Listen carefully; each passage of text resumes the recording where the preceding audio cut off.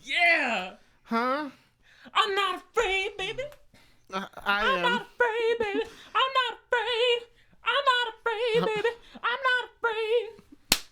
Doom, doom, doom, doom, doom, doom, doom, doom, doom, doom, doom. Ain't no bitch is gonna catch no ghosts. Whoa. I'm not afraid, baby. I'm not afraid. They didn't play that immediately in the credits. They just played that in the middle of the movie, didn't they? Yeah, like the first time they suited up with some bullshit. I'm not afraid, baby. I'm not afraid. That's like the only line in the that's all the song. Title, they just played the original song. Now, this is very hello, Yeah.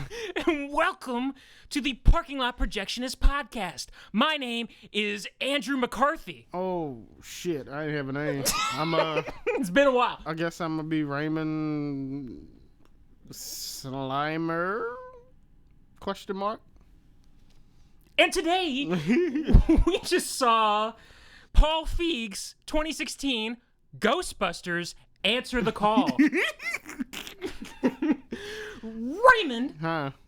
what is Paul Feig's Ghostbusters 2016 Answer the Call about? Ghostbusters is a 2016 action comedy sci-fi about Paul Feig having one day watched the original Ghostbusters movie at his house and decided, hey, let's remake it with the Bridesmaids cast. So that's what he did. He remade it into this. You liked Bridesmaids? It's because that was like a real world based thing, and you know how I feel about how people tamper with my sci-fi stuff. I've already discussed this on previous podcasts. This is as real as it gets. As real as they're gonna get. This is bullshit. Is what it is. So this movie stars Melissa McCartney, Kristen Wiig, Kate McKinnon, Leslie Jones. They got characters in here. Let me just sprout out some people you need to know. Charles Dance was in it. What? That's Tywin Lannister. Spoilers! Oh. Should we save the cameos for the synopsis? Yeah, we'll save the cameos. Yeah. I won't tell you the cameo Yeah. people. Neil Casey. Oh, Chris Hemsworth was in it. Just why? Was he in it, though? Really? I don't know who that was. There was some guy that looked like him. They just hired a porn star and did whatever they want with his body. Yeah, that's pretty much what happened.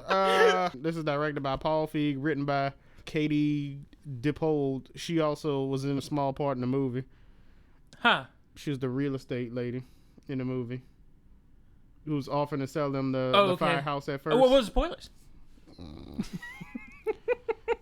And it's based off characters created by Ivan Reitman and Dan Aykroyd and Harold Ramis. And this was written by Paul Feig as well.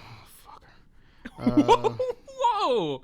Captain of the NBA Tigers.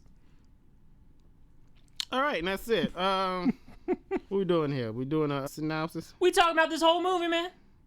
We've been hyping this for a year, man. Have we been hyping this? We've been hyping like crazy, man. We've been talking about this like crazy. We've been getting in on this debate. We gotta go through this movie, Raymond. All right, let's go through this bullshit. Are you ready? Everybody. Y'all ready to do this?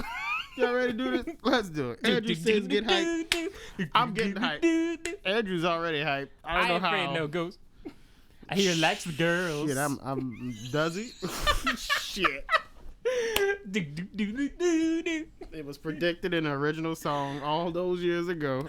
Okay. Let's talk about the beginning of our journey tonight. We wanted to go see this at a 7 o'clock showing at a certain theater. There was a horrible storm earlier was it today. The storm? Was it? Oh, I slept through that actually. Yeah, there was a storm at noon today. It was ridiculous. And you was awake for that? No, I got woken up by it, sleeping in. There's strange hours. We keep strange hours. I was tired. I laid down. The people was cutting my grass, and they stopped cutting my grass. So now my lawn looks pretty jacked up right now.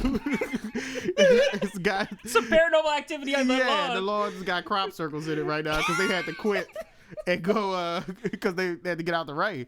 Yeah, of course. So I just slept through the storm and woke up and was like, Well, we got to the theater of our choice, and the power was out. We decided to wait it out for a little while. A truck came rolling by, one of those Intergy trucks or whatever the fruit.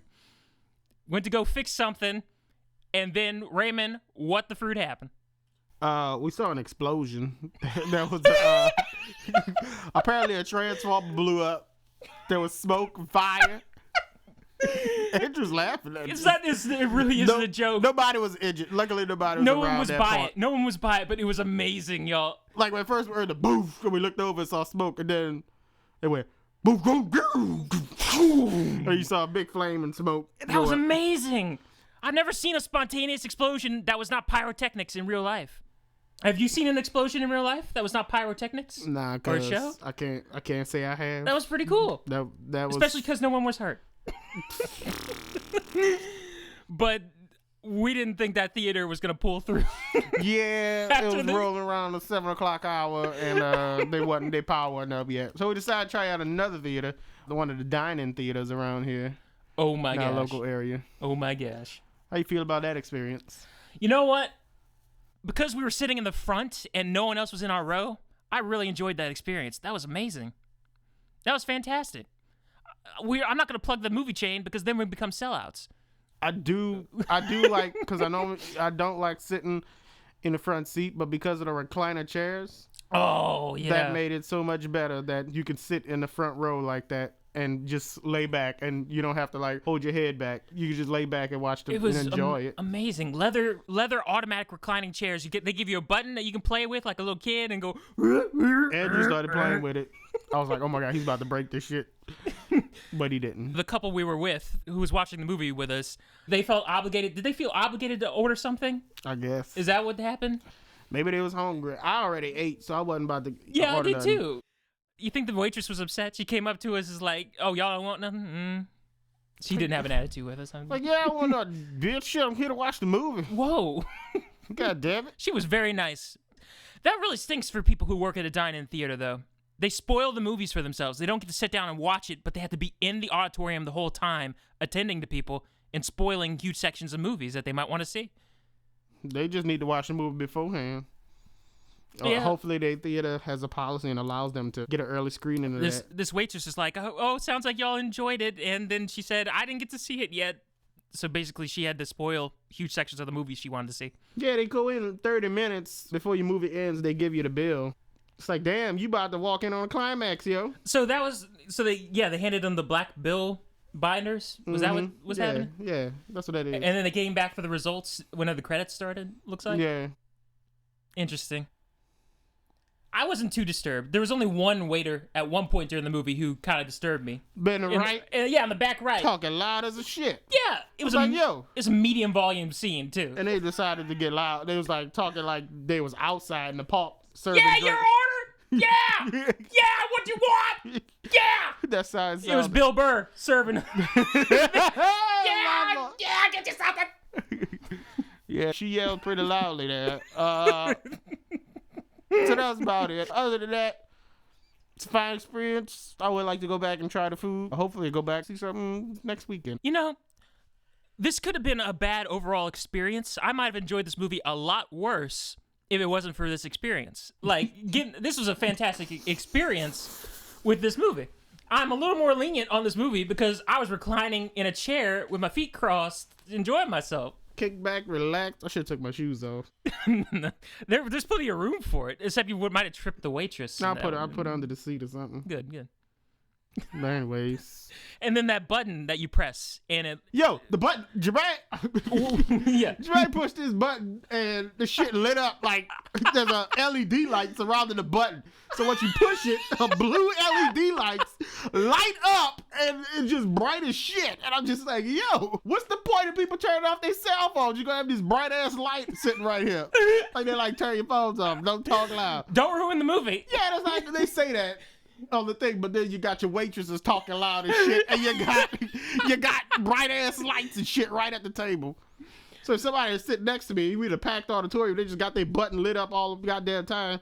And then you book your seats like a baseball game. C11, bingo. Yeah. This is my seat. Well, I like that. I like that. Yeah, it was cool. We managed to all book together, thank goodness. Like, what if somebody had purchased a seat 2 down from the couple we went with? They'd have to sit on the side. We've been sandwiched between this one guy or one girl, and we just been talking over him. Yeah, you see this butt? All right, we need to get to this movie. Okay. We just talked about. That's all you want to talk about the diner. It looked very nice. It was very very looking. nice, clean place. Everyone was pretty try courteous. I want to go back again. Hopefully for a better movie. Yeah. Okay. Teamwork makes the dream work. So this movie started out, they Oh man! I don't know. It just get hyped for. I thought there was gonna be a short film. It was like Ghostbusters Productions series. There's some kind of logo. It's like, oh, a short film. Ghost Corps, a Sony company, an actual Ghostbusters ghost logo, but it's a company, a movie company. They made a movie company for their expected cinematic universe called Ghost Corps. I remember reading that in the news before. I didn't think they would actually go through with it. So wait, there are supposed to be male Ghostbusters somewhere in the universe? Like there's male Ghostbusters in San Francisco? It's gonna expand. It's gonna expand. And all these Ghostbusters come together at some point? Yeah, and have to fight Zool? Well, spoilers for the post-credit scene of this movie. But this is a spoiler podcast. Sorry, have to fight Thanos? Zool is the Thanos of this universe we've established. Okay, we can get started. I'm sorry. So we start off with a pan-down shot of New York City. We're going up to a creepy mansion, the Aldridge Mansion. It's in the middle of the city, y'all. It's not like off in a distant country area like you know how you expect mansions to be in a distant country area, secluded. Nah, this shit was in the middle of the city. Just want to throw that out there. It's like a museum. You get to go in and you get to look around at stuff. Apparently Aldridge was some rich guy. This is one of the most delightful parts of the movie, sir. I was really, really happy with this opening of this movie because they had your boy from Silicon Valley at the beginning as a tour guide. The tour guide, Barney? Yeah, I think his name is Jared. He's the mild-mannered one who... Silicon Valley? Who, yeah, I'm going to quote Silicon Valley. I don't usually curse, but he's the guy that the millionaire kept saying, this guy fucks.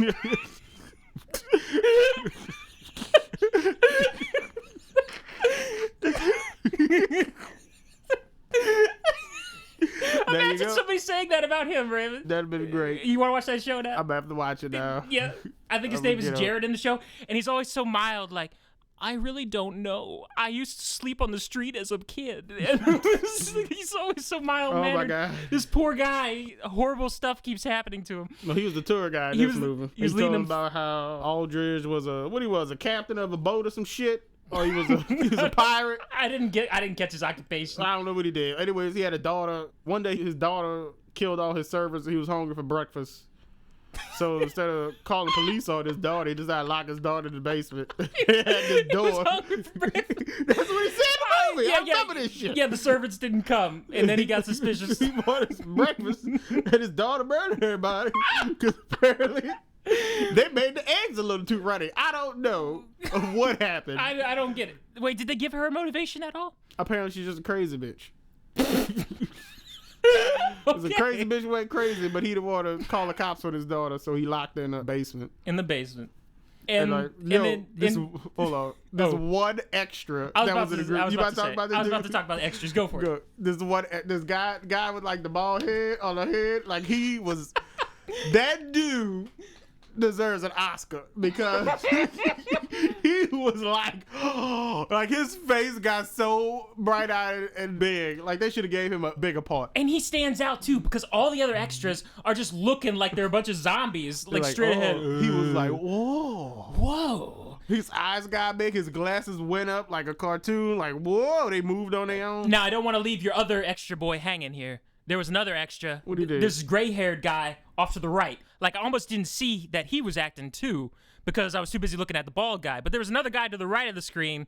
He was acting a fool, too. He was good? He had faces, too, like, oh, really? Really? Next time I watch it, I have to see that guy. Really? Oh, my God. His face that there just like... Really?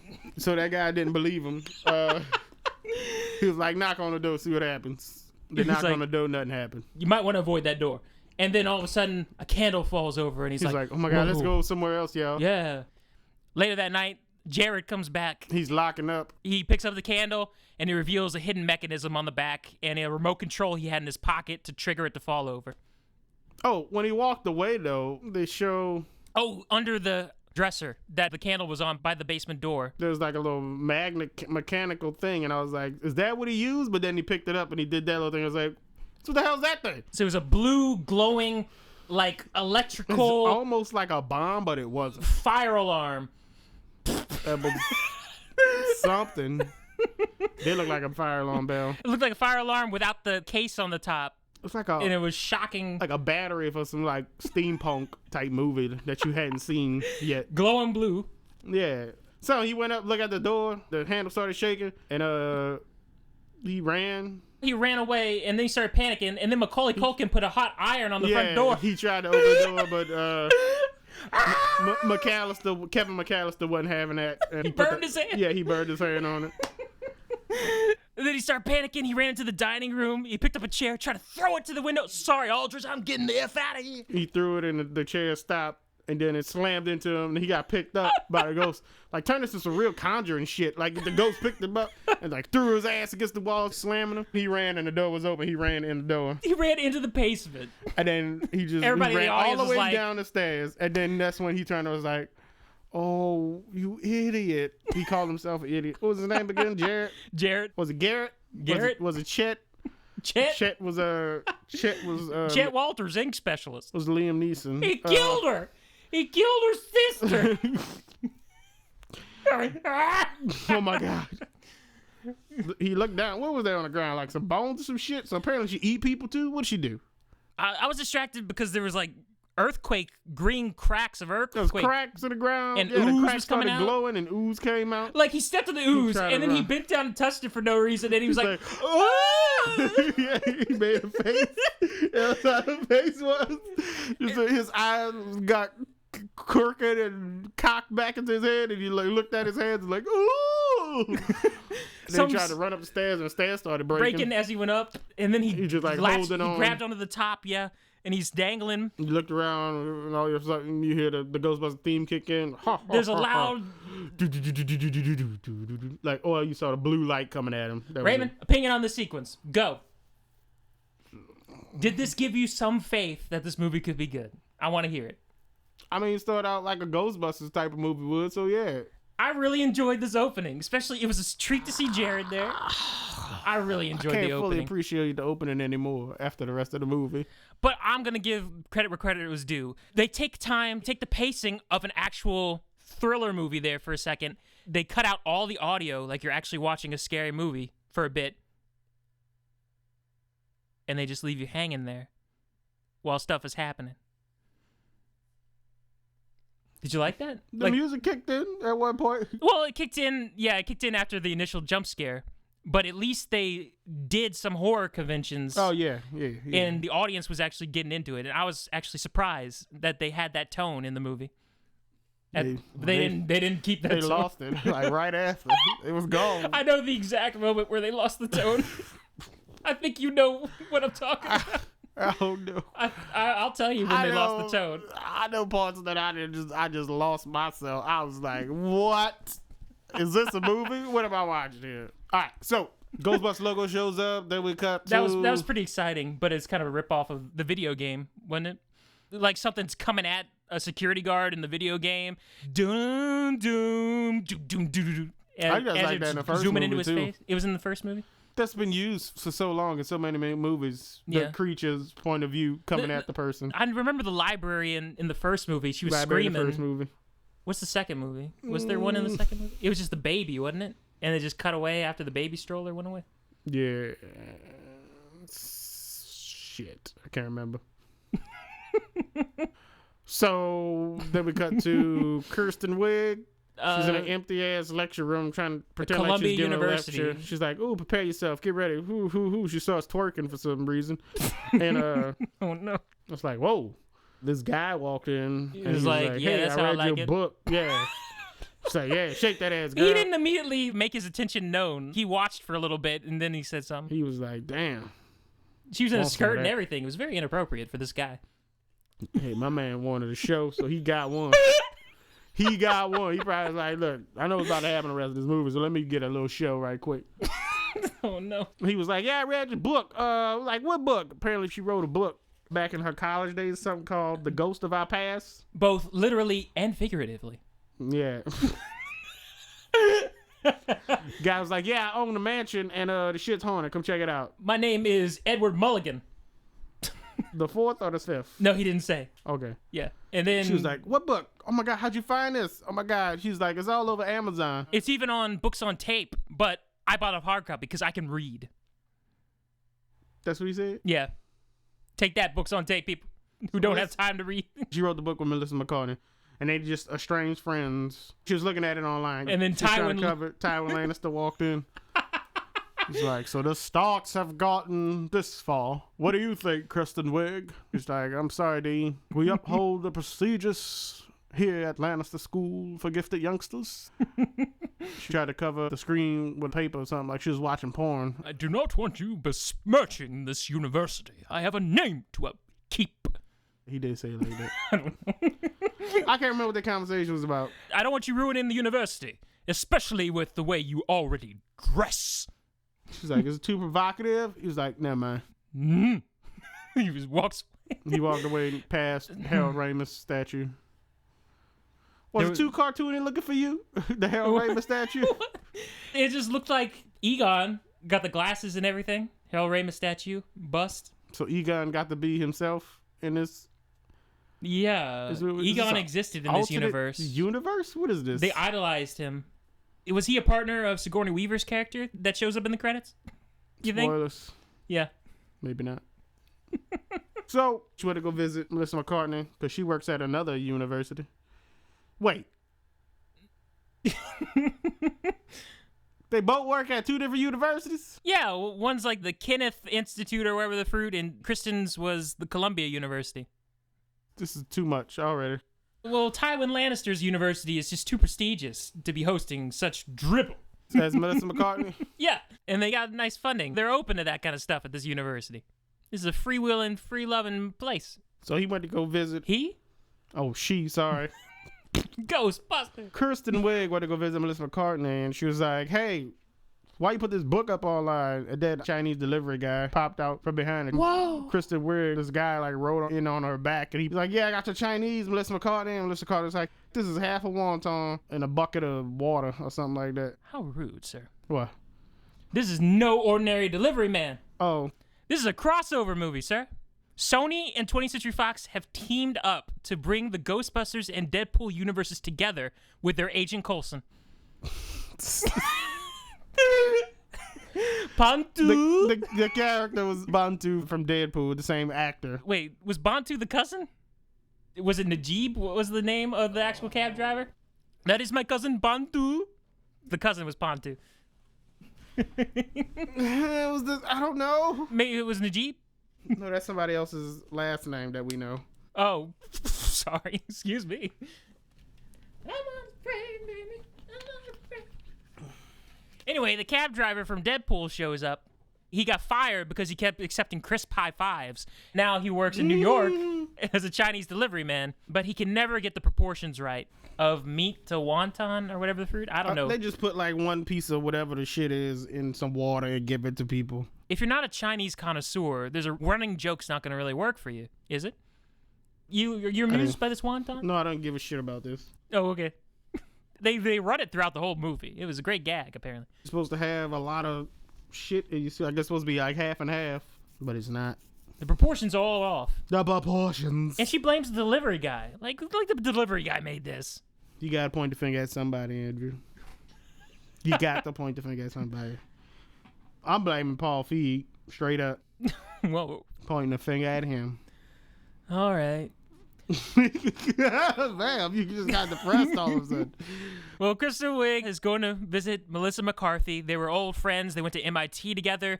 They were interested in the paranormal, but Kristen Wiig's like, I'm above that crap now. Melissa McCarthy's like, yeah, well, we're still getting financed by open-minded people. And, oh, look, it's Kate McKinnon. And she's like, hey, yeah, this bitch turned around, had a flamethrower, and she's like, hey, want to buy some depth sticks? She's like, whoa, you need to calm fuck down. Kristen Wiig told her. Melissa McCarthy, like, yeah, listen to this shit on this mixtape. This EVP, electronic voice phenomenon. We finally got one, sir. And that is why we are still getting funding. Come on, listen in. Listen in. Come on, get closer to this tape. Get closer. Brr. They made a fart joke. Raymond. Yes. Does it make it any better if I told you it came out of the front?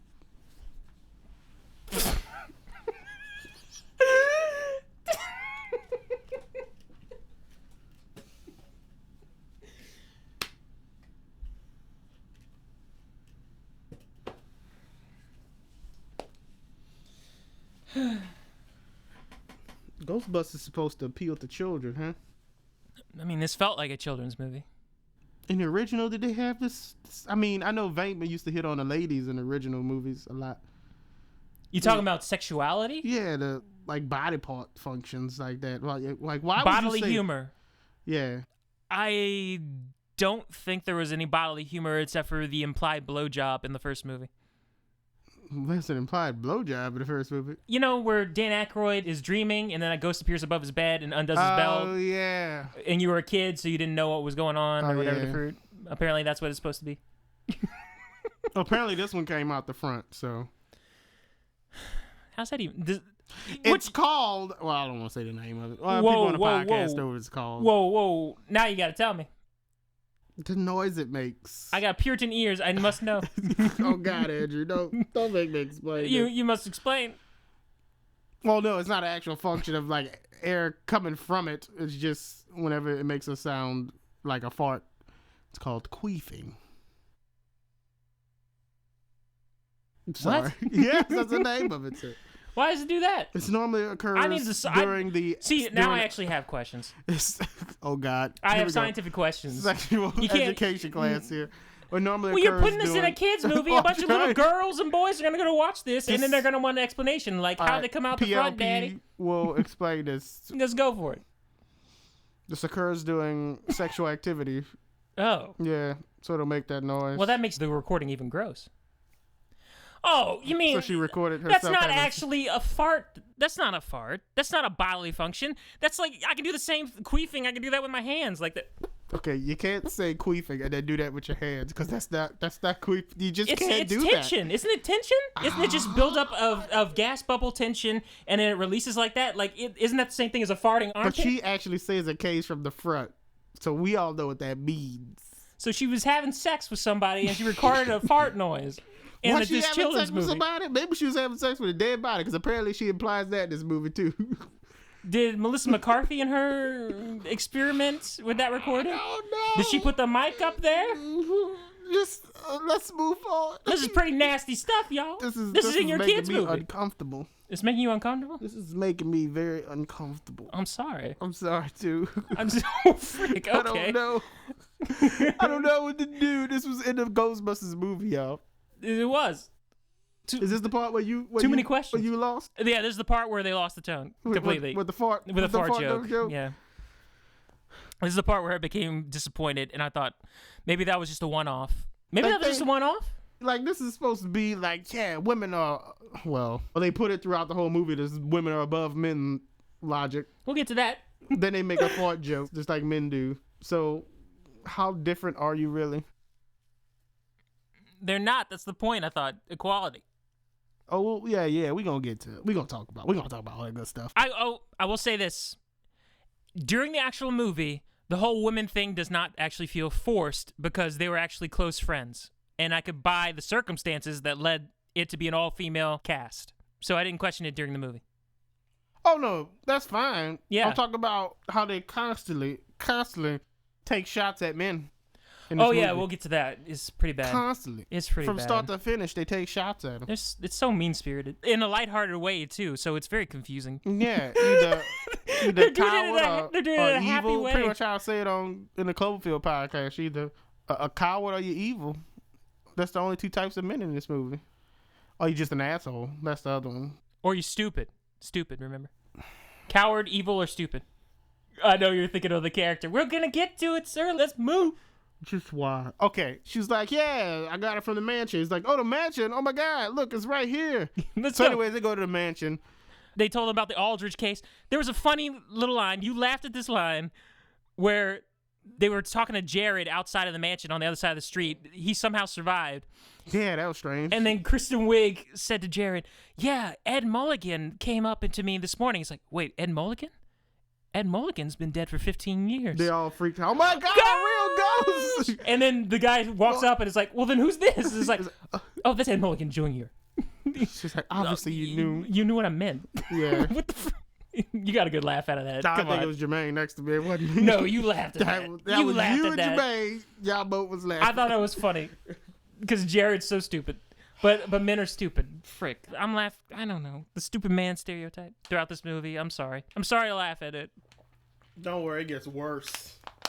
They go into the mansion. There's a little bit of creepy buildup. Kristen Wiig steps on some slime. The door to the basement opens behind her. She thinks that she's being pranked again by Melissa McCarthy and Kate McKinnon. It's like, no, it wasn't us. And then Scooby-Doo ghost comes out of the basement. And say, woo. Ghostman was looking at him like all seductive, like. Fancy old dress. They all looked around. They're recording it with a Sony 4K camcorder.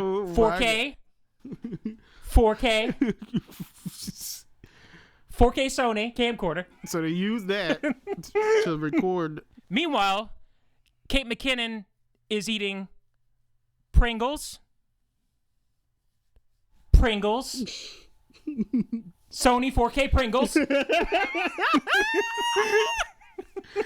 Some Sony 4K Pringles. And Melissa McCarthy's got a new PKE meter. It looks like a vagina at the top. What? I told that to Jermaine. I was like, it's a pink light, LED light, and it's shaped like a diamond, like this, Andrew. That's what it look like. Don't lie to me. Don't lie, it's a vagina on top. I mean, the pink, I guess it's a metaphor. And it opens whenever it gets crazy. Oh my gosh. And spins around. When it goes come, it gets very excited and it opens up. Oh my gosh. I didn't even know it could do that. Melissa McCarthy exclaimed. It's basically one of those things you see at amusement parks. Sony. Oh my god. It's one of those things you see at amusement parks, you know? Those glow sticks, those bendy glow stick things where you hold the trigger down and then they start spinning really fast, like boom, and light up. That's what it was. Except they were a little stiffer, and on top there was two of them, and then it opened up like a flower and spun around on the edges, like one of those things. You get it? Vagina flower. It blossomed. It bloomed itself. We just don't care. We just don't care. That's what it was. I'm trying to tell everybody in case they don't recognize the symbolism in this movie. I have to tell people. All right. just wanted everybody to know what was happening. So Kristen Wiig's like, maybe I can actually touch it or whatever the fruit. So she tries to touch it. The ghost gets aggravated. Idiot. She walks up to it and the ghost threw up on her. Yeah. You saw that in the trailer. And Nickelodeon slimed her. Vomited her slime all over her. And they were so excited they saw a ghost. And her and Melissa McCartney hugged. You laughed at Kate McKinnon in the background doing those giant kicks. You laughed. Did I laugh? I don't think I laughed at that. This man keeps denying that he laughed. I was trying to figure out what's going on. Like, I saw her do a kick. I didn't know. She was kicking it around the back like, yes, we did. Like, they should have, lingered on a far away shot a little bit longer so I could see what she was doing, because that's what I was having trouble with. You laughed. My God. Sure, I laughed, everybody. Yes. That's what happened. There you go. Admit when you enjoyed the movie. You gotta just admit when you. I'm telling you what I enjoyed. Oh no. Then the celebration with the Ghostbusters theme is cut short when we zoom out of a YouTube video, and Tywin Lannister is looking very angrily at Kristen Wiig. Because she was screaming, "We saw a ghost!" He's like, "This was posted on Reddit. You're fired." So she walked down the hallway and told people, "I'm not fired. I'm just taking a vacation." And then she went to go talk to Melissa McCartney and what's her name again? Kate McKinnon. And then we got a scene. Ooh. That was just... What was next? What do you got? When they talked to the dean of their university. Oh. All we have to do is ask the dean for more funding so we can have a third person. Oh. This is where the tone just... This wasn't even... Like, what was this? This ain't the kind of humor I would expect from a Ghostbusters This is like a Will Ferrell R-rated comedy or something at this point. This went straight pure... Paul Feig comedy territory right here. Basically, they're talking with the dean, and the dean's mad at him. It's like, I didn't know your department still existed. No, I ain't give you no more money. And then he starts flipping him the bird in different ways. It's supposed to be comedic. And then he says, I got 2 words for you. And she's like, oh, get out. And he's like, no, he's going to say suck it. And he's like, suck it. It's just... It's very weird to have in a Ghostbusters movie. They should have cut that and kept something else in. Is this supposed to be another example of men being... Oh, being jerks, assholes, yeah. And misogynist. He was an asshole, yeah. Like, he was just over the top with it. Suck it and doing flipping the bird gestures at him, and it's like, oh, look, a loose balloon. He like inflated his finger, let it fly around. It's like, oh, I got it. Yeah. They just stretched that gag out for so long and being so disrespectful to these ladies. Disrespectful is a good word to describe this entire movie. I actually like the women who star in this movie. They were at least having a good time, it looked like. Can you agree on that? They doing dancing and stuff like that. I'll give it this. Yeah. They were not depressed in this movie. You very rarely see that in a movie these days. It looks especially in like a comic book superhero action type film. These characters were not depressed. The movie was not boring. There you go. That's what I could give it right now. There you go. So that's a step in the right direction for now. They were trying to do their best. Oh, they stole from the university, and it's just a joke, and they don't get arrested. Walked out with they the took the equipment, and they don't get arrested. No, that's my useless junk. You call it useless junk. Simon Pegg from Jakku walks out. That's mine. Yeah, Jakku walked up and did that. That's mine. And they flew off in the Millennium Falcon. All through New York. What if this movie just went that crazy? It should have. And might as well. At the end, it did go that crazy at the end. It lost its mind. It just went fucking bananas at the end. You went from a silly but also slightly horror tone at the beginning to just Amazing Spider-Man 2. I don't know what it is. Yeah, that's what it was. Sir. It literally took place in Amazing Spider-Man 2 Area 2. Yeah. They shut up shop and everything. It just went crazy. Just went crazy. Okay. But we got to get back to actually talking about it. Okay. We cut the Patty in the subway saying hey to everybody, having a good time, trying to enjoy her life. Did you recognize this guy or something? Because you laughed when you saw the guy. I laughed because he was just staring at her. You thought it might have just been an extra at first? He just walked up and he was like, it's okay. When the fourth cataclysm comes, you will be the servants will be the last to face judgment. Yeah. And she was like, okay, thank you. Enjoy your extra time. He started walking off and he just looked back with a smile on his face and they did like a nod like I'm glad I can help. That's what I laughed at. I brightened her day. He was like, I did a good thing. He did a little helpful nod and then he walked off. This guy's just misunderstood. He's very misunderstood. This guy just wanted to cleanse the world. The villain. You know, I've been saying that all along, but I get made fun of. But this world needs to be cleansed? Yeah. He's a good cleanser. Swear he's a good cleanser. Let's be real. The stuff we done seen in the past. How about a figurative? Few days, I can't say this because no, figurative they'll get me. Cleansing. They'll get me. The FBI will get me, or the CIA, or somebody will get me. But the stuff we done seen in the past few weeks here. Come on now. Move along. Yeah, let's move along there. Yeah, I don't even want to touch that. Get away from it. Get away from me. I'm just saying, a cleanse is in order, okay? No.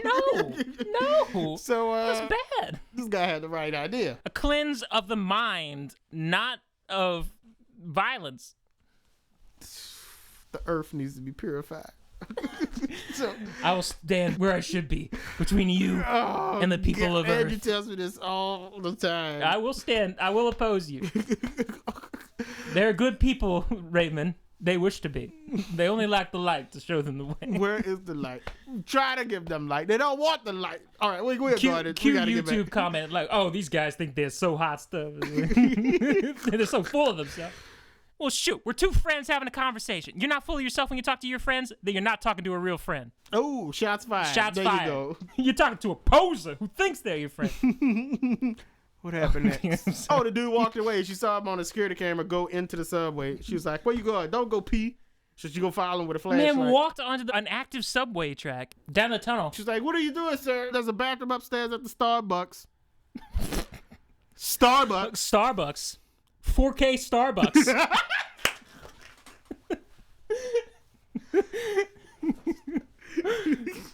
Sony Bucks. 7-Eleven.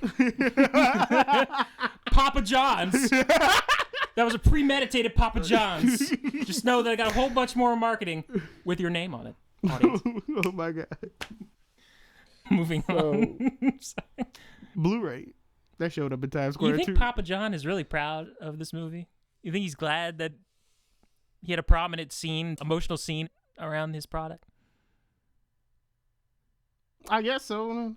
Probably has the best scene in the movie, so props for getting his pizza in that. Yeah, I was very surprised, though. It got serious all of a sudden. I was like, wow, there's the tone from the opening of the movie again. But we'll get to that in a second. It's going to take more than a second. Okay, so. Yeah. She follows the guy. He does a little snidely whiplash sneak in the background. She sees another one of those fire alarm devices, glowing blue, shocking. And all of a sudden, a ghost appears. A glowing blue electric chair shocking ghost with red glowing eyes in the darkness. Was that what it was? Like, he turned around at first. He turned his head like, ah. Yeah, it would have been a little bit more intimidating if you just floating there with the red eyes. They saw that the second time they went back. Apparently, he just stood there. He stood there a while. We'll get to that. He was like, please get me out of here. Just come capture me already. She said, no, dude, I'm cool. Peace out. Ran away. Then she wanted to go talk to the Ghostbusters. The Ghostbusters, meanwhile, are looking for a new place to stay. They go to the fire department building that was the home of the original Ghostbusters in the original movies. They're doing all these dances with their legs spread on the ground like, oh my gosh, look at this face! Look at this face! Look at this face! Like they're goaltending. They were a little too excited. They were hugging each other against a pole or something. Look at the stripper pole. Kristen Wiig was talking to the writer of this movie, and the writer of this movie was like, I'm so sorry. Your soul, please. She's like, burn in hell. She's like, yeah, that's how much it'll cost to get this firehouse. $21,000 a month. She was like, nah. She coughed out, a burn in hell, bitch. Did you laugh at that? I it was chuckled. amusing. I chuckled. I didn't laugh. I laughed at their enthusiasm a lot. Kate McKinnon and Melissa McCarthy and Kristen Wiig. I laughed whenever they were enthusiastic because it looked like they were really excited. After we do this, I'll tell you what the problem with her character is. Anyways. All right. So they eventually find their new home above a Chinese restaurant on the second floor, rented out, leased out, and they're looking for secretary to handle all their incoming. We have to do this scene. Yeah, this is important. This ain't important. People need to know. People need to know. Liam Neeson walks in. What? I'm looking for the Ghostbusters. Now, is it true that you bust ghosts? Where was that at? Where was that cameo? That would have been a good cameo. No, you were thinking Liam Hemsworth instead of Chris Hemsworth. Oh, yeah, Chris Hemsworth. So Chris Hemsworth walks in. Thor walked in, yeah. But not the Thor you know. It's supposed to be Thor. Is it supposed to be a riff on hipster people with wearing black rim glasses, old vintage pawn shop clothes with slip-on no socks shoes? And this was a riff on men in general. This was y'all stupid. And then all of a sudden Kristen Wiig sees him and just magically falls in love with him. It's like, I'm here for the secretary job. No, you're hired. You got it. Reverse sexism. Yeah. It's okay. Yeah. Like, let's imagine if this was reversed. No, wait a minute. I do not necessarily have a problem with that line being in either movie. I have a problem with it being in a movie that tries to pretend it's better than that line. Where? The line we just said. The one about you're hired. That moment. Oh. I don't have a problem with that being in a movie where men say that about a woman. That's happened before in the past. Like, you're hired because she's hot. I don't have a problem with that happening in this movie either. He's hot. She fell for him, and she said that too. Yeah, I don't have a problem with it. But those women in those other movies are smart, though. Or they at least know how to answer phones. It's a play on the dumb bimbo, but cranked up to a zillion. Oh, yeah, it's cranked up beyond belief. Because you can just imagine if this movie was made, it was like Seth Rogen or somebody, or Ben Stiller, or who else they got? Jack Black, they said. And like if it was Megan Fox showed up and did that. Like, how ridiculous would that be? Oh, it's one of the Victoria's Secret supermodels that they get to play in movies all the time.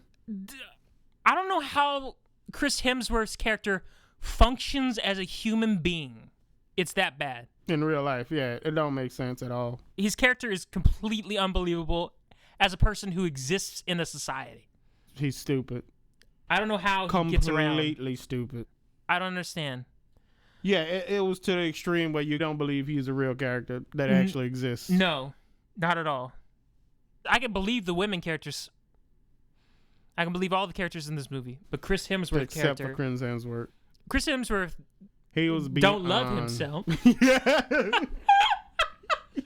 He don't love himself. He don't love himself. That's okay. I mean, that's not okay. Like, I don't understand. They must pay Chris Hemsworth a lot of money to do this. He's just debase himself like I this. wouldn't have did it.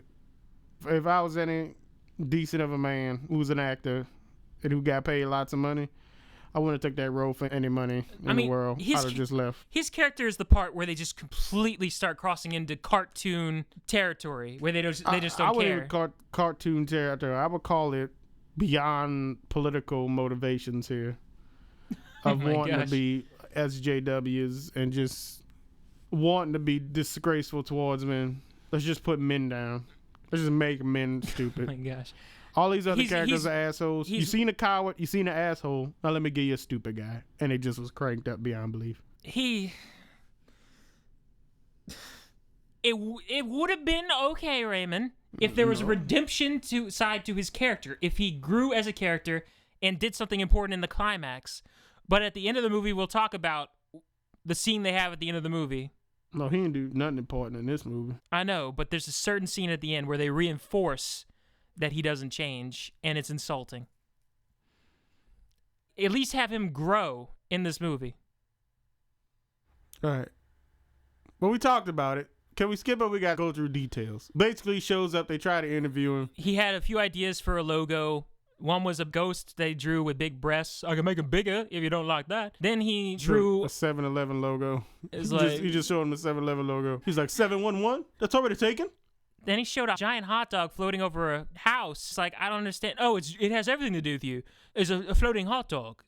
A ghost must be holding it. And then he goes to scratch his eye through his glasses. And Melissa Courtney stops him and is like, why no lenses? He's like, oh, they just kept getting dirty, so I popped them out. Paul Feig wears glasses. Are his glasses fake? As someone who is visually impaired, I'm going to pretend to be offended by this. We have to wear contacts and glasses, Raymond. Are you insulted by this gesture? I mean, it's making fun of how stupid people are who wear fake glasses, I guess. It's supposed to be making fun of them. I'm sorry, this character's dragging you down. I didn't mean to drag it down so bad. This is the worst thing I've ever seen in my entire life. Literally, I can't believe. I doubt that. This is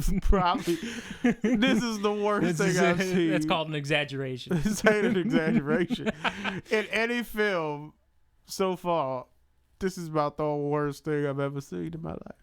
And I watched Pixels last year. Yeah, that episode's not out yet. Frick. I'm scared to go back and revisit that episode. We lost all hope in humanity during the Pixels episode, I remember. This is...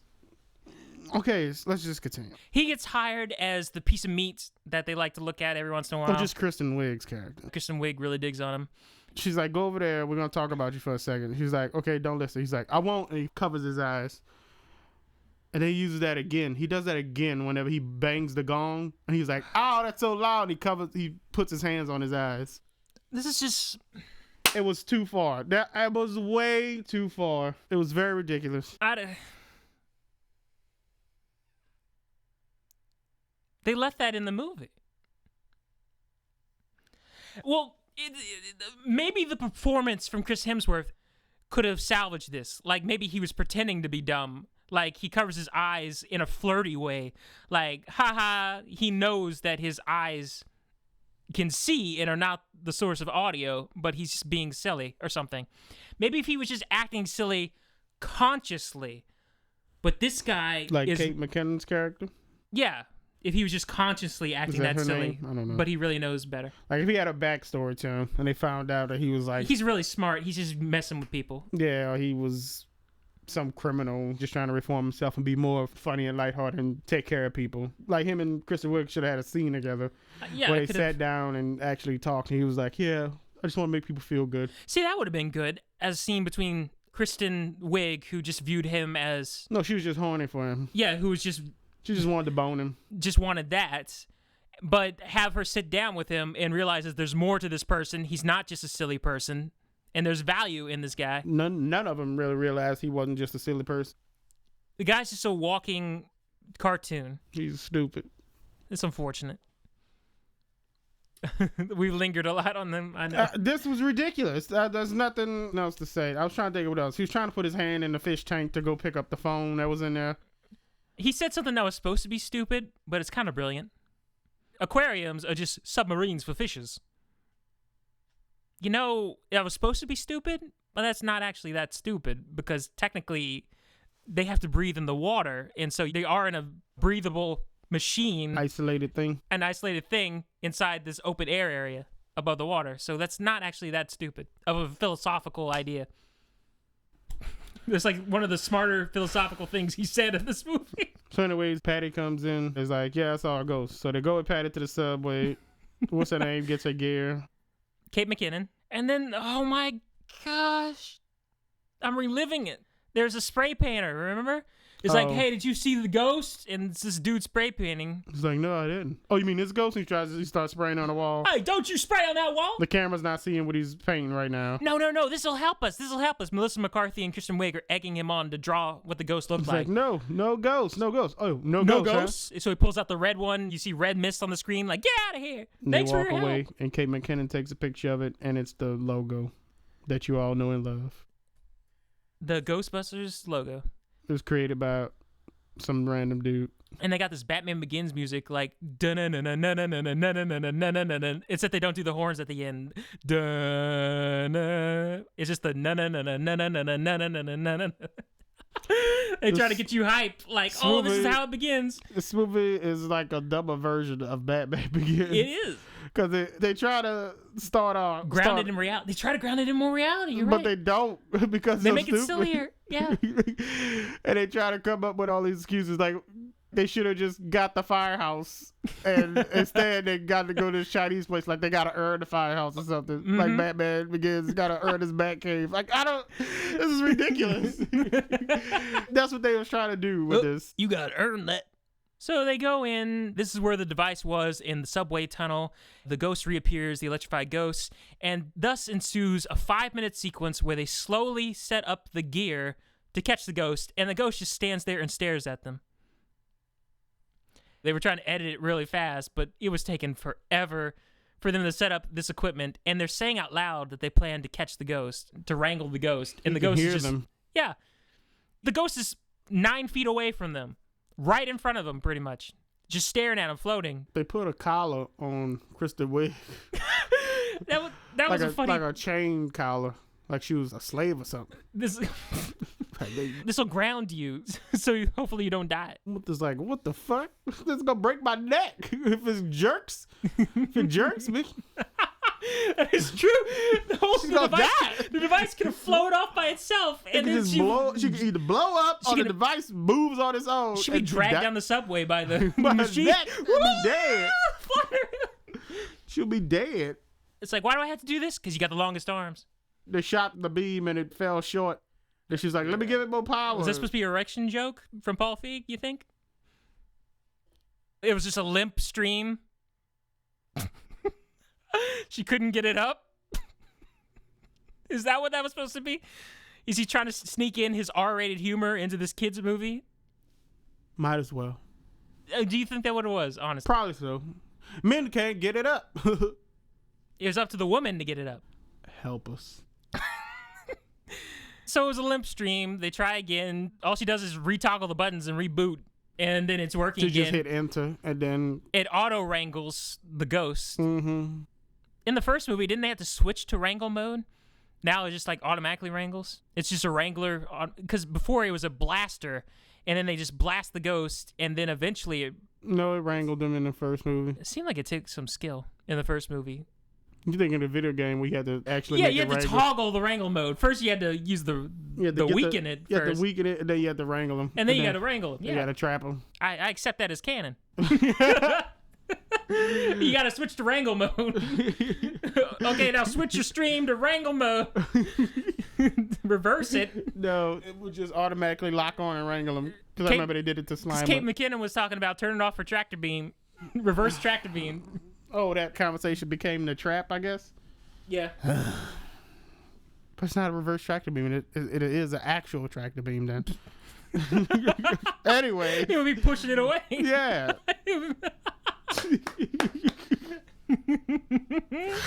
There you go, Paul Feig. You try to be sound smart, you don't. Well, maybe we sound dumb. You never know. I think we sound pretty dumb. Tractor beam. We sound pretty dumb. To attract something. Reverse tractor beam means to push away. The trap sucks in attracting something. They created a blower. They open the trap and it pushes it away through the ceiling. They create. Let's continue. They wrangle the ghost, but guys, the schedule, we only got 2 minutes. Oh no! And then the train starts coming, so they gotta get to a safe spot while they're on the track between the oh man, what's it called? The track and the platform? The track and the platform, thank you. The ghost gets slammed into the side of the train, spewing goo all over, ectoplasm all over him. Somehow, the ghost went through the different train cars, but he couldn't go through the last door of the last car. It's going to Queens. That's only the third most shady person on there. Take that, New Yorkers. Take that. I guess a lot of ghosts in this movie can't phase through walls. Then where did it come from? It came out of the ceiling of the tunnel whenever they first saw him. As the signal boosts, does it just get more solid? When the train hit the ghost, he went through the train and all its cars, except the last one, he got stuck in it and just had to take the ride. Maybe they're solidifying more and more with the ectoplasm. It shattered all over them, and it kept going through all of them, but eventually it reformed by the time it got to the end, and he was solid enough to where he couldn't go through anymore. Like, as the ghosts are getting stronger, they're materializing with the ectoplasm, and so they're like Jello people. That kind of form or something. That's the consistency of them. I guess they was exploding and shit at the end of the movie. Yeah. They didn't even use the trap at the end of the movie. Yeah. So there you go. I defended the movie's logic for you. Please don't. The Jello people. It still don't make sense. He still should have went through. Ectoplasmic people. Well, maybe the initial force was not strong enough to push him all the way through. Oh my God. All right. Get hype, y'all. So they got splashed with the slime again. Kate McKinnon's like, I'm going to make some tweaks to it. We got to be lighter. We got to be faster. We want to be able to turn our head. She made I'll see what I can do. She made the proton packs. Anything but a straight slime. And then they were talking about some bullshit. Oh, they posted the 4K footage to YouTube. And then scientist Professor Bill Murray, showed up on the news to say, this is clearly a fake video. I'm Bill Murray in a cameo appearance. This is very disrespectful to Bill Murray. He's got this swooshy, curvy, one-sided fedora hat. I don't know what you call those. Swoosh on one side of it. A blot. I don't know. With Sherlock Holmes type outfit and a pimp cane he walks around with. So yeah, he said it wasn't true. They got mad and he was like, yeah, or we're going to catch one. Because we believe in the scientific method, and we're going to prove this. She said that more than once. We believe in the scientific method. She was saying a lot of things that didn't make sense anymore after she met Chris Hemsworth's character. She just lost her brain cells too. Call comes in. Chris Hemsworth picks it up. He's like, hello? And he goes like, rah, rah, rah, rah, rah, rah. He's like, ugh, and he hangs up. She's like, what happened? He's like, I ain't like that conversation. This is another very bad moment for this character. They continue. There is no good moment for this character. Frick. He hung up on a customer. He let them. He hung up on a customer just because they were shouting show. at him. Something about something's going down at a rock concert. We had a brief cutaway to that guy going into a rock concert, like, rock on, and somebody says, yeah, Aussie rules or whatever. They high-fived him. He freaked out about it. There's also a scene where you saw him in the hotel basement. They were like, hey, freak show, come up and clean the toilets. Yeah, he's talking to himself in the mirror about how he's going to ignite the vortex and release the windows or some shit like that. The fourth cataclysm will come, and I shall bring its rain and cleanse the world. Hey, freak show, what you doing down there? I thought this dude was a henchman at first. Like, I thought there was a bigger villain in this movie. Yeah, I thought that too. Whenever they were panning around, I thought there was a bigger villain that was going to appear. And I think that was supposed to be the joke, that you think he's talking to the big villain, and then, haha, he's talking to himself in a mirror. That's the villain. He was bullied. That's what he talks to himself. Say, I was bullied all my life. Now I'm going to bully them back. Trying to paint people. It's like, oh, you got to watch out for the ones who keep to themselves. It was very rude and disrespectful. If you're a guy who likes to be alone, this is making fun of you. Mm-hmm. You're a villain in the world's eyes. You're plotting something. Or just in the women's eyes. I don't know. You're a monster. We're being so bad right now. What you mean we being bad? We're being so bad. How are we being bad? This movie was bad. We're not being bad. We're just telling the truth. Yeah, but we're throwing caution into the wind so badly right now. You just like, oh, you want us to like step around, beat around the bush? I don't. No. We gotta be truthfully and honest. Oh man. You a loser. Women don't like you. That's what it is in this movie. Yeah, and they use that as a taunt against him at the end of the movie. They even said they start bullying him. They did at the start end of the bullying movie. him, and they had, and that's what caused it. He was sitting there at a diner at one point, and like two ladies was like, I don't want to take the creepy guy. He's weird. He's thick. When you think the natural progression, like a twist ending to this, would have been to relate to the guy.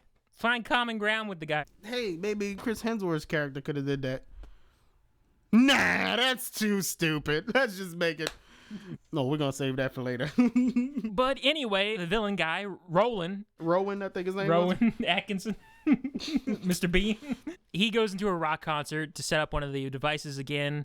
The Ghostbusters get a call that they got to get down there. It's like, hey, I got the new jumpsuits. And Patty's like, I want to join the team. From work. Patty's like, I want to join the team. I want to join your club. It's not really a club. You have to be a scientist. It's like, no, man, but I know you in New York. Plus, I can get you a ride. You don't have to lug that equipment around no more. Plus, affirmative action. It's like, yeah, you're right. Tax write-off. All right, come on, you in. I didn't say it. White boy on the podcast did not say it. I didn't say it. I'm not thinking it. Goddamn, that's what it was. Shit. I didn't say it. I said it. Shit, that's what it was. Okay. Why was she in the group? Seriously. What'd she bring? So Kate McKinnon to the table besides the costume. Kate McKinnon vandalized. Picked up at the garbage station. She brought them a hearse. The dead body was still in the hearse, and Kate McKinnon thought of 7 things that she wanted to do to the cadaver. For y'all who don't know, she was talking about necrophilia in a Ghostbusters movie, 2016. Is it just because she's a woman that we interpreted it in a sexual way, or did she say it in a sexual way? Because if Egon said that, I think it would be a lot better. Because if Egon said, I could think of 7 things I can do with a cadaver right now. Yeah, because Egon wasn't crazy. Because he was a scientist. Like, oh, he's going to experiment on the cadaver. Yeah, this bitch was nuts. After that queefing joke. A nut job. She should have been locked up by the end of this movie. She's creating these devices for them.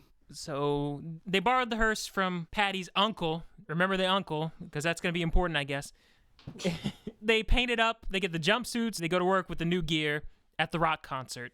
Guy shows up from Mad TV. Oh, Stewart. Really enjoyed his cameo in Spy. He didn't have too much to do in this one, except for that scream he goes. I'm told that I have a blood-curdling scream and it disturbed people. There's some sort of creature running around in the basement of the rock show. I don't want to cancel the show. And this is a very old, antique building with wonderful statues all over it. I don't want to deface it, but we're having a rock concert in there instead of an opera concert. Like, obviously, they're going to deface it. Like, they're going to be spilling drinks and stuff in there. That's logic, yo. That's Paul Feig logic right there. Maybe that's supposed to be the joke. Maybe a lot of things that we think are stupid are intentionally stupid as a joke. That belongs in a Paul Feig movie, not a Ghostbusters movie, though. I'll tell you one part that is so stupid that it was just hilarious. Hey, we already know what that is. You already know what that is. Okay. Yeah, I know what it is. Because I'm the one who instigated the laugh. I said something that made you go crazy. Yeah, hold on. No, because we was talking about something else, a scene beforehand, and then you was like, look. And then I looked back at the screen, and I was like, what the? Then I looked. It was happening, and I didn't know what to do. We'll get to that later. Okay. First, the rock show. I fell in love with the ghost at the rock show. She said what? And I told her that I didn't know. She's so cool. Gonna catch her in my trap, yo. Everything's better when she's around. I wish my parents would go out of town. I guess I fell for the ghost at the rock show. The ghost at the rock show. That was the actual song? No, it's the girl at the rock show. I just replaced one word. Oh. I know. That was the song he was singing though in the movie? No, that's not in the movie at all. I just felt like throwing that out there for a little bit. Did you enjoy it? I liked it. Thank you. The audience, people listen to this. They have to listen to this. I'm sorry. They don't have to listen. They could stop if they want to. They love it. They love it. I hope you love it, guys. And if you don't love it, go ahead and post an angry comment, I'm sure. Oh, give us all the angry comments you can. Well, not intentionally. Hopefully you like, don't use that word around me. Okay. There's no journalistic integrity here. It's just two friends talking about a movie. Man, we got more integrity than that asshole did. You just drop him a dildo in the comment section. That dude. Without explaining yourself. What he commented on wasn't on YouTube. It was on SoundCloud, wasn't he? That dude. I hope this reaches SoundCloud. It was on the Deadpool podcast, and we were talking about Ghostbusters. We was talking about, I hope he listens to this shit and he knows what's going on. I hope he knows. We telling the goddamn truth. You can't stand his ass. Hope he knows now. This is crazy. You better comment Madildo again on this podcast. You should put in parentheses Madildo where you put the title up. Speaking of mean-spirited... Ghostbusters 2016, Speaking of mean-spirited stuff surrounding Ghostbusters reviews, remember that review that Red Letter Media did where they just... For the first movie? Yeah, whenever they just threw up that picture of Jeremy Johns and Chris Stuckman on the screen. That was very mean. Come at me, bro. What was that about? They do that a lot. They think they being funny by talking about other YouTubers, but come on, I'm making fun of other YouTubers. Like, it's funny whenever they did that one where they was like doing the quick jump cuts. I mean, like other YouTubers, but when you did make it a personal thing and actually show their pictures, like, oh, I just thought we had a red curtain and we could just scream at the camera. It's like, come on, man. You took it a little. Yeah, it's not. You can't do a personal attack on these two guys who are very popular. Yeah. Now you just seem like a hater. I might not like this movie, but I still like some stuff that Paul Feig does, and he's immortalized in the movie Heavyweights, so I can't hate Paul Feig. I can. And I like all the people in the movie. Who do I don't like in this movie? Like, I like Kate McKinnon on SNL. It's those skits where she's talking about alien abductions and stuff. Yeah, I saw that. I think those are funny. Everybody's trying not to laugh. Those are the skits that I like the most anyway, whenever they're making each other laugh. All right. But back to Ghostbusters. They're at a rock concert. Stuart tells them, hey, you can just look around downstairs. Don't stop. Oh, my God. Just look around downstairs. So they go look around. McCartney finds the machine he set up. Like, the first time he set up the machines, he, like, hit them in certain spots. I set him up, so he just put this one on the table. It's like, no one's gonna. I ain't about to go into this room. Wouldn't, like, in this day and age, wouldn't you like evacuate the building if you saw something like that? When they, I'll tell you something right now. I sure hell would be in there still. What the frick is that? They made a joke about terrorist hotline too. Melissa McCarthy's like, I came up with a slogan. If you see something, say something. I think I was the only person in the theater who laughed. I'm sorry. You was. No one else laughed at that joke. I didn't realize that was the terrorist joke. I thought it was a rape joke. Oh. But that doesn't make it better that I laughed because I thought it was a rape. If you see something, say something. I thought that was an anti-sexual assault campaign slogan. That's why I laughed at it. Like that brave man on that couch who stood up for justice. Put that commercial on everything. Yeah, if we get ads, I want that ad on our videos forever. Don't ever take it down. The guy on the couch, he just gets so determined. That dude stands up. That's a cool ass short superhero movie right there. Like, that's like the best short film superhero movie I've ever seen in my life. When that guy does that. When he sees the girl getting her ass, his eyes get like that intense, bruh. It's so great. You know what happens. All right, we continuously getting sidetracked. That's okay. That's fun. Patty walking around, she sees a room full of mannequins. Room full of nightmares, as she calls it. She leaves, walking back, talking to herself. Then the mannequin follows her. She's like, hey, was you there before? The mannequin's like, yeah, you got a light. And she starts running from it. And she's like, let girls. She runs and closes the door. Then the mannequin like kicks in the door at the bottom. This was one of the only other times in the movie where they tried to slow it down a bit and get more of that scary tone again with the mannequin part. Yeah. They had that cut to that joke from the trailer. They go from a fast-paced rock scene, and then they cut to this single shot of Kristen Wiig sneaking by in a dressing room and then getting startled by Kate McKinnon in a wig. Is it a wig or a hat? But it didn't work because you need a little bit longer scene, like at least 2 extra shots of Kristen Wiig walking around first. The shot was randomly put in there. Mm-hmm. You didn't build up the tension enough. It was in the trailer. Yeah, because I knew it was coming. But the audience responded, so we could be completely wrong on this movie. They The responded. audience is dumb. That's why they clapped at the end of this shit. Just like they clapped at the end of the first Turtles movie. The reboot, for clarification. Yeah, the 2014 one. Now tell me this world don't need the clans again. All right. Oh my gosh. So they were just in a good mood because they were at a dine-in theater. They were relaxing and eating. their bellies full. Yeah, that puts you in a good mood. Sometimes I watch bad movies while eating a nice meal, and maybe I'll give it more credit than it's worth because I'm getting chemical spikes from the food. So you say we should have got a burger? Maybe we would have loved this movie if we ate one of their burgers or fries or something. If I had ordered my icy and been sipping on it, I was like, this is the best movie ever. I'm in an automatic reclining seat, drinking a Coke Icy. This is the life, man. This movie was amazing.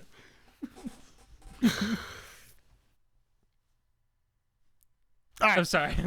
So the mannequin breaks in. Mr. McCartney and Kristen Wiig say, "Oh my God, theory is true. They invade things. Ghost possession, yay!" Physical objects. They never used that again, really. No. That would have been cool, though. It was a cool concept, taking control of the mannequins. And Yeah, like why didn't Slimer take control of the car then? He had to actually drive it physically. yeah. Oh, because they had to show him having an orgy in it. Okay. So it's like, blast them! And so they all activate the proton streams at the same time. When the mannequin melts, then a demon pops out. Goes running down the hallway. And then the most irresponsible thing I've seen in my life. So I guess they didn't walk Patty through how to properly use a proton pack because Can you cross the streams in this universe, Raymond? it looked like they might have did it at one point in this movie. They were so tight in that dressing room. I thought that was the scene that Kate McKinnon might address it or something. Like, hey, our streams are getting really close together.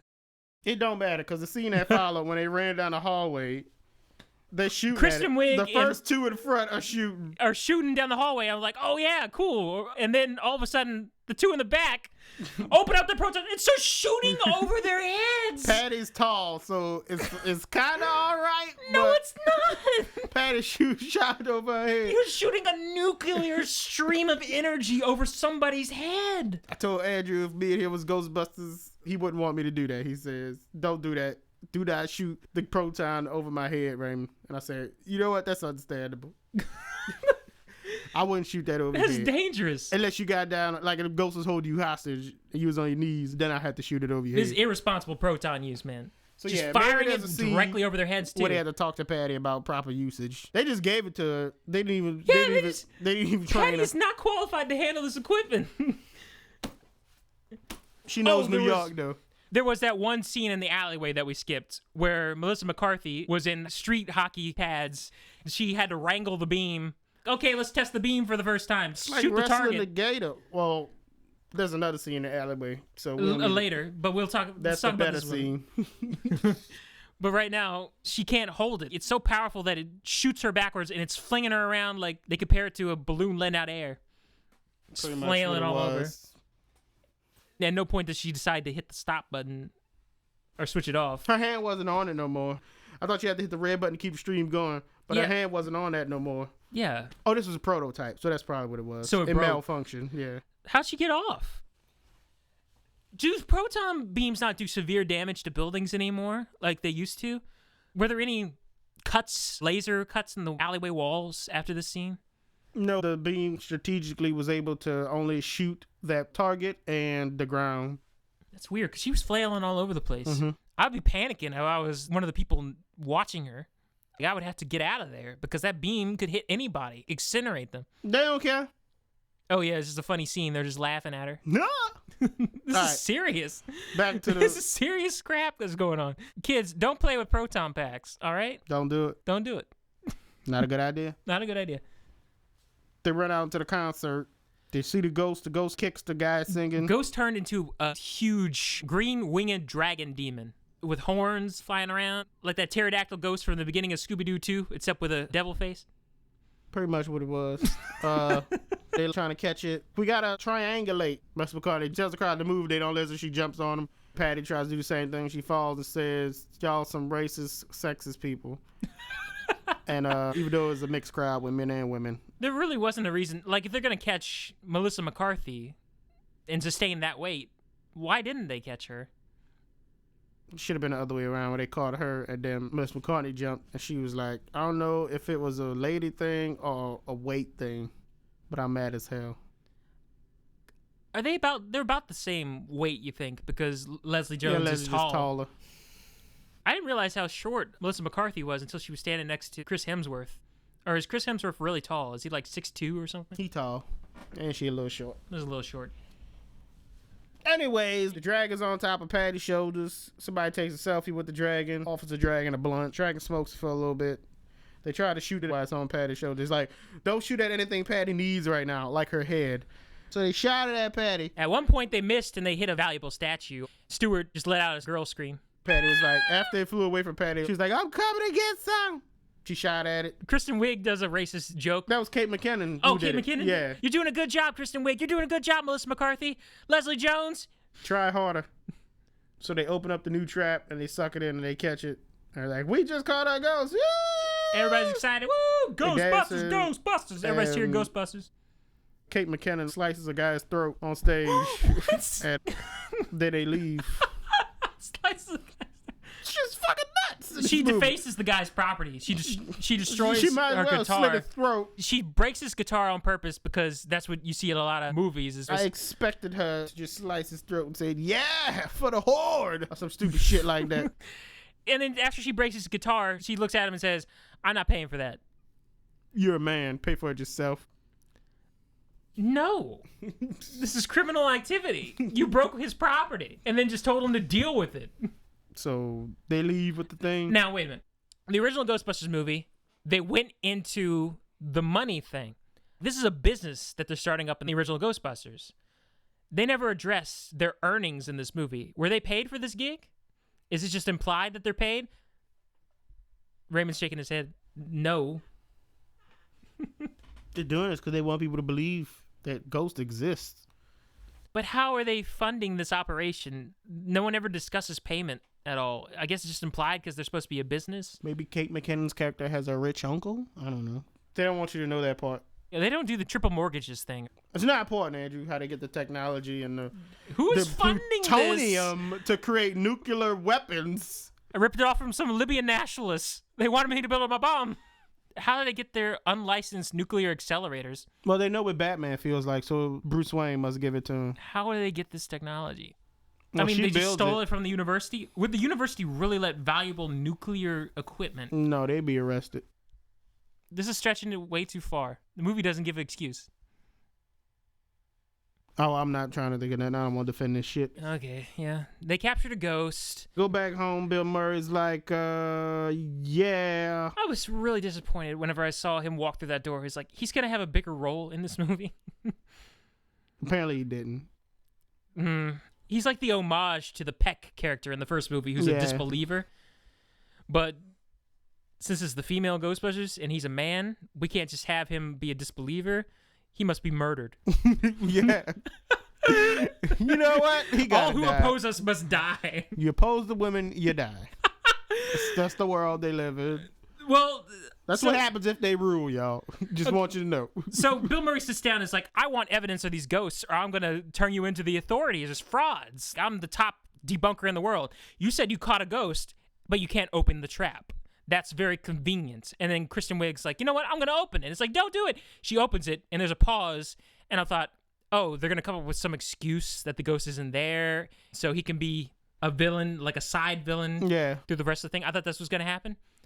But instead, the ghost does a jump scare, knocks Bill Murray in his chair so hard backwards that his body gets flung out the window, and then he falls to the pavement below and dies.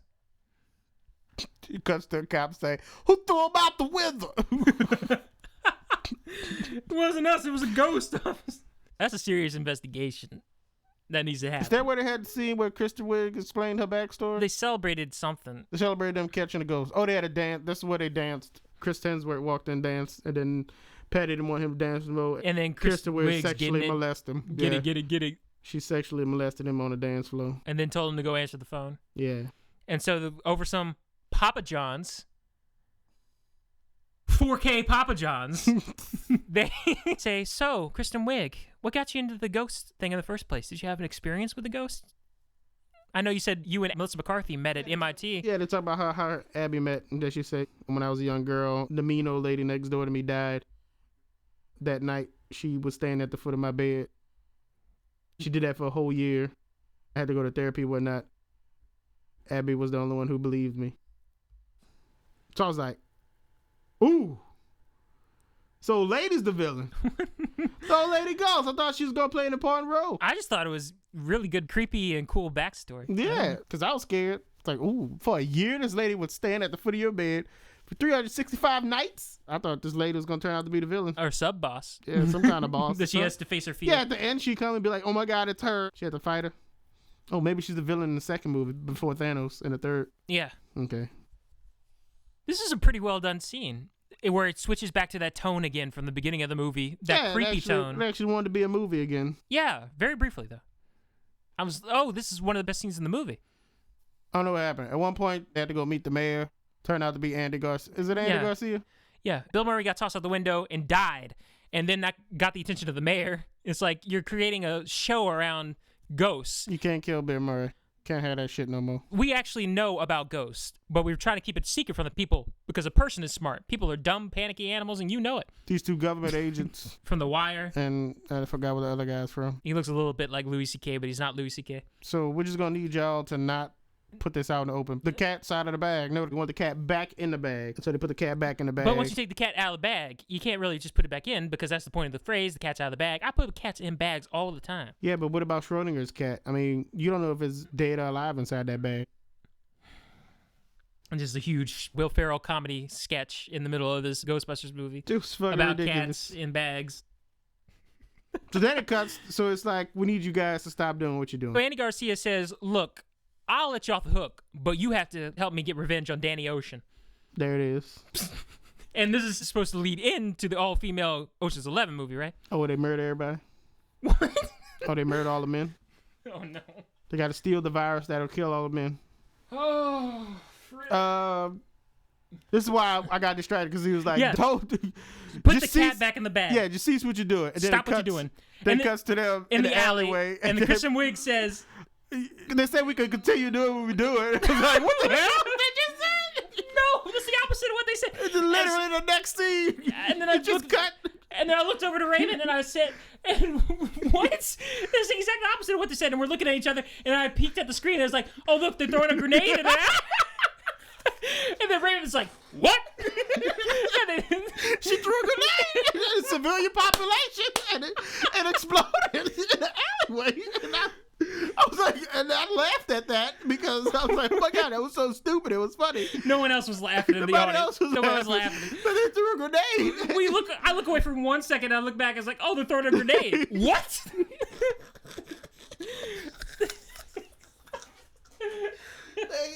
They decided to they do chucked this. the grenade. This is beautiful that they put this in the movie. It's like, okay, I created special proton grenades. They burst and they stun Apparently ghosts. they evaporate them. I don't know. The movie they got Somehow evaporated. they're killing ghosts. And then... Oh yeah, the movie just throws all the rules out the window. And Patty, I call this one the Shredder. And it sucks in ghosts and shreds them to pieces, brutally killing them. Oh yeah, they could kill them now Killing ghosts. instead of capturing them. Whoa. They can murder ghosts. Whoa. That don't make sense, but and then there was some other device, and she had the hand punching thing. Mega Man glove. She does a punch forward. It Ecto brass knuckles or something. Shoots out a concentrated proton laser. It goes bouncing off all the walls, and it destroys poor Pontu's motorcycle. That was my motorcycle. Yeah, Andrew's like, oh, come on. You was very upset by that. That was so mean-spirited. Why are you doing this to Pontu, man? Or whatever his name is. All the guy wanted to do is deliver his chicken, and he didn't want to let him do it. I really did in the theater let out a giant, oh. You did? I was like, you was very upset. I thought it was just a random motorcycle, but then it was that guy's motorcycle. I felt so bad. But I couldn't get over this. Because Melissa McCarthy was being so mean to him when he's not getting the orders wrong himself, man. He's just delivering the stuff, and then they just blow up his motorcycle. Guy's trying to make a living as a driver in New York City. It's so hard to make a living. They threw a grenade. Threw a grenade. in an alleyway. They threw a grenade. This is in the city, by the way. This is Chunk of New York grenades. City. They threw a grenade. Not only are we okay with you continuing for some reason, we're With going to let you nuclear throw weapon grenades. there. It's great. A nuclear grenade? Yeah, they threw that shit. If you didn't calibrate that correctly, you're going to blow the whole city up. Could have killed a lot of people. At least a few blocks. But that's why it was funny. So they got all this gear because they know the climax must be coming soon. Yeah, I don't know when this crazy bitch had the time to build all this shit, by the way. She just pulled this out her ass or whatever. Maybe she really did because of that front end joke. Yeah, she... Farts come out the front end, the gear comes out the back. And the PK, the new PKE meter, you know, when it gets excited, it opens up. So she just got excited, it opened up, spit out all this new technology. Oh, man. Probably so. So they said, hey, where have all these hauntings been? There are a bunch of other hauntings, and they draw X's on the map of New York. They find out that all those X's form a larger X, where the X marks the center spot at the Mercedes-Benz Hotel. No, it's the Mercado Hotel. Patty gave us some backstory about how ley lines. this spot is where all kind of bad shit happened. Some pilgrims was trying to talk to some tribesmen, and then they all died. Mysteriously. Bunch of spooky stuff happens at a hotel, but we don't have an actual character who stays at that hotel in this movie, like in the original movie, so you can see the strange stuff happening in that hotel. But they found the center of Spook Central again in this movie. And Chris Hemsworth's like, it's just a bunch of X's. He's secretly a very deep person. Yep. All I see is a bunch of X's. He's just keeping it real. Yeah, he was letting them know, y'all some idiots. So like, oh, right here's where he's gonna release everything. So they go to the hotel, and turns out Janine is behind the counter. Ghostbusters, what do you want? Yeah. And you said Janine had work done. Ooh, this is what I wanted to ask you. I don't want to be mean. It's just a little disappointing that she felt like she needed to Botox the bottom part of her face. So who do you think looked better? Janine in this movie or... What kind of question? Or Carrie Fisher in Force Awakens? Who looks better? Carrie Fisher at least was natural. They just kind of like pulled her skin back or something. All right. Just checking. Do you agree with that or something? No, I just wanted to know because she was very upset about her face in this movie. What's her name's face in this movie? Janine? Yeah. I remember people was talking shit about Carrie Fisher too in Force Awakens. I don't really care. That's just how she looks now. Yeah. I don't care. People get old. That's what happens. Yeah, so if Janine showed up and she just looks a little rougher because she's older, I wouldn't mind, but at least she looks how she naturally looks. I was just more upset that she injected her face before she took her cameo role or whatever. Oh, yeah. Because it looked like she had some fresh Botox. Why am I talking about this? She wanted to look good, sis. This is very superficial. I know she wanted to look good. We didn't inject our faces with Botox. Well, that's true. We just saying who injected their face with Botox. She didn't need to do that. It's upsetting to me that she felt like she had to do that. Felt like yeah. In the theater. I just said it was a little disappointing. Yeah. What's really disappointing is that they got everybody from the original Ghostbusters in the main cast to reappear in this movie. Yeah. You know who didn't? Except for Rick Moranis. There you go. But apparently he just doesn't do work anymore because of his wife died. That's what Tristan tells us, huh? Well, he claimed recently that he's not retired, but he refuses to work unless he sees a script. And they wouldn't let him see the script for the new Ghostbusters movie, so he didn't agree to his cameo. He's like, F y'all. That's good. The dignity Shout of Rick Moranis. Shout out to Rick Moranis. For holding true. He's the silliest character in the original movie, but at least he had a sincere side to him, too. We're going to talk about the original movie characters. You going to talk about it? We're going to talk about and compare a little later? Okay. Well, that wasn't a Rick Moranis type character in this movie.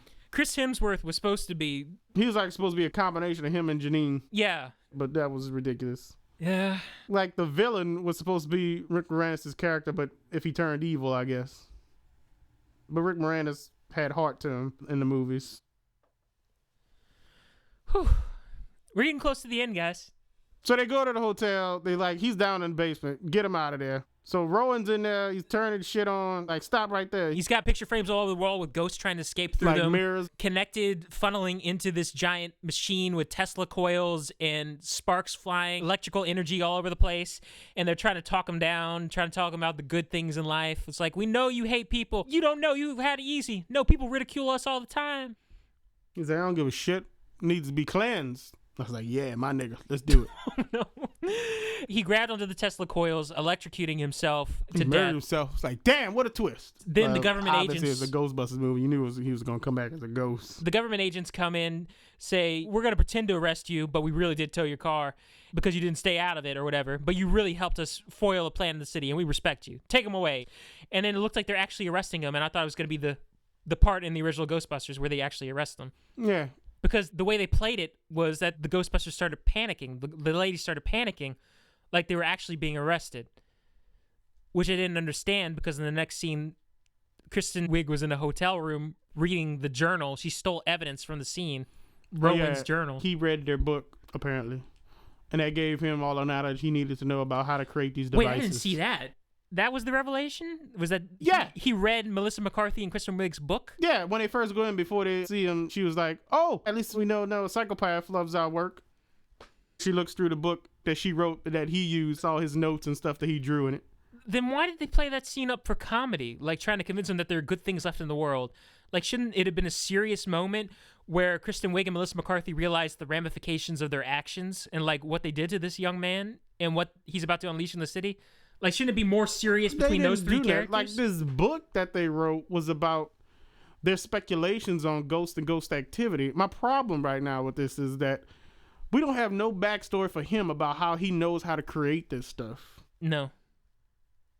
The book didn't tell him this. Like, he created all these fantastical machines. How? Where's his degree? This guy works at a hotel. There's no backstory about how he tried to do some extreme stuff before he got kicked out of college, nothing like that. But they kind of got kicked out. It'd be a parallel to them, I guess. I don't know. It doesn't make sense. He had the book. She opened it up and saw that he drew all this crazy stuff, drew a comic of himself. He's not a very fleshed out villain at all. You know, he's a stereotyped basement dweller who couldn't relate to other people because he was bullied, and they don't try to communicate with him to let him know that it's all right. They don't try to deeper connection with him. They just call him a virgin at the end and try to blast him. That's why I thought the evil lady was going to be the villain, because maybe the evil lady that visited Kristen Wiig visited him too or something, and she told him how to build all this stuff. You know, I was thinking, oh, okay, maybe there's a bigger villain here who told him how to do all this, but no, he just did it on his own. We never found out how that year-long stint, like she just stopped coming to Kristen Wiig's room, you think? Yeah. Okay. Just 1 year. Something happened. We'll find out in the sequel. Whenever it's got to be the backstory. That's got to be it. Yeah. The lady comes back. She's the villain in the next one. And then Thanos will be the villain in the third one. Quote, unquote, Thanos. Anyways. Kristen Wiig is discovering that he struck himself down so he could become more powerful than they could possibly imagine.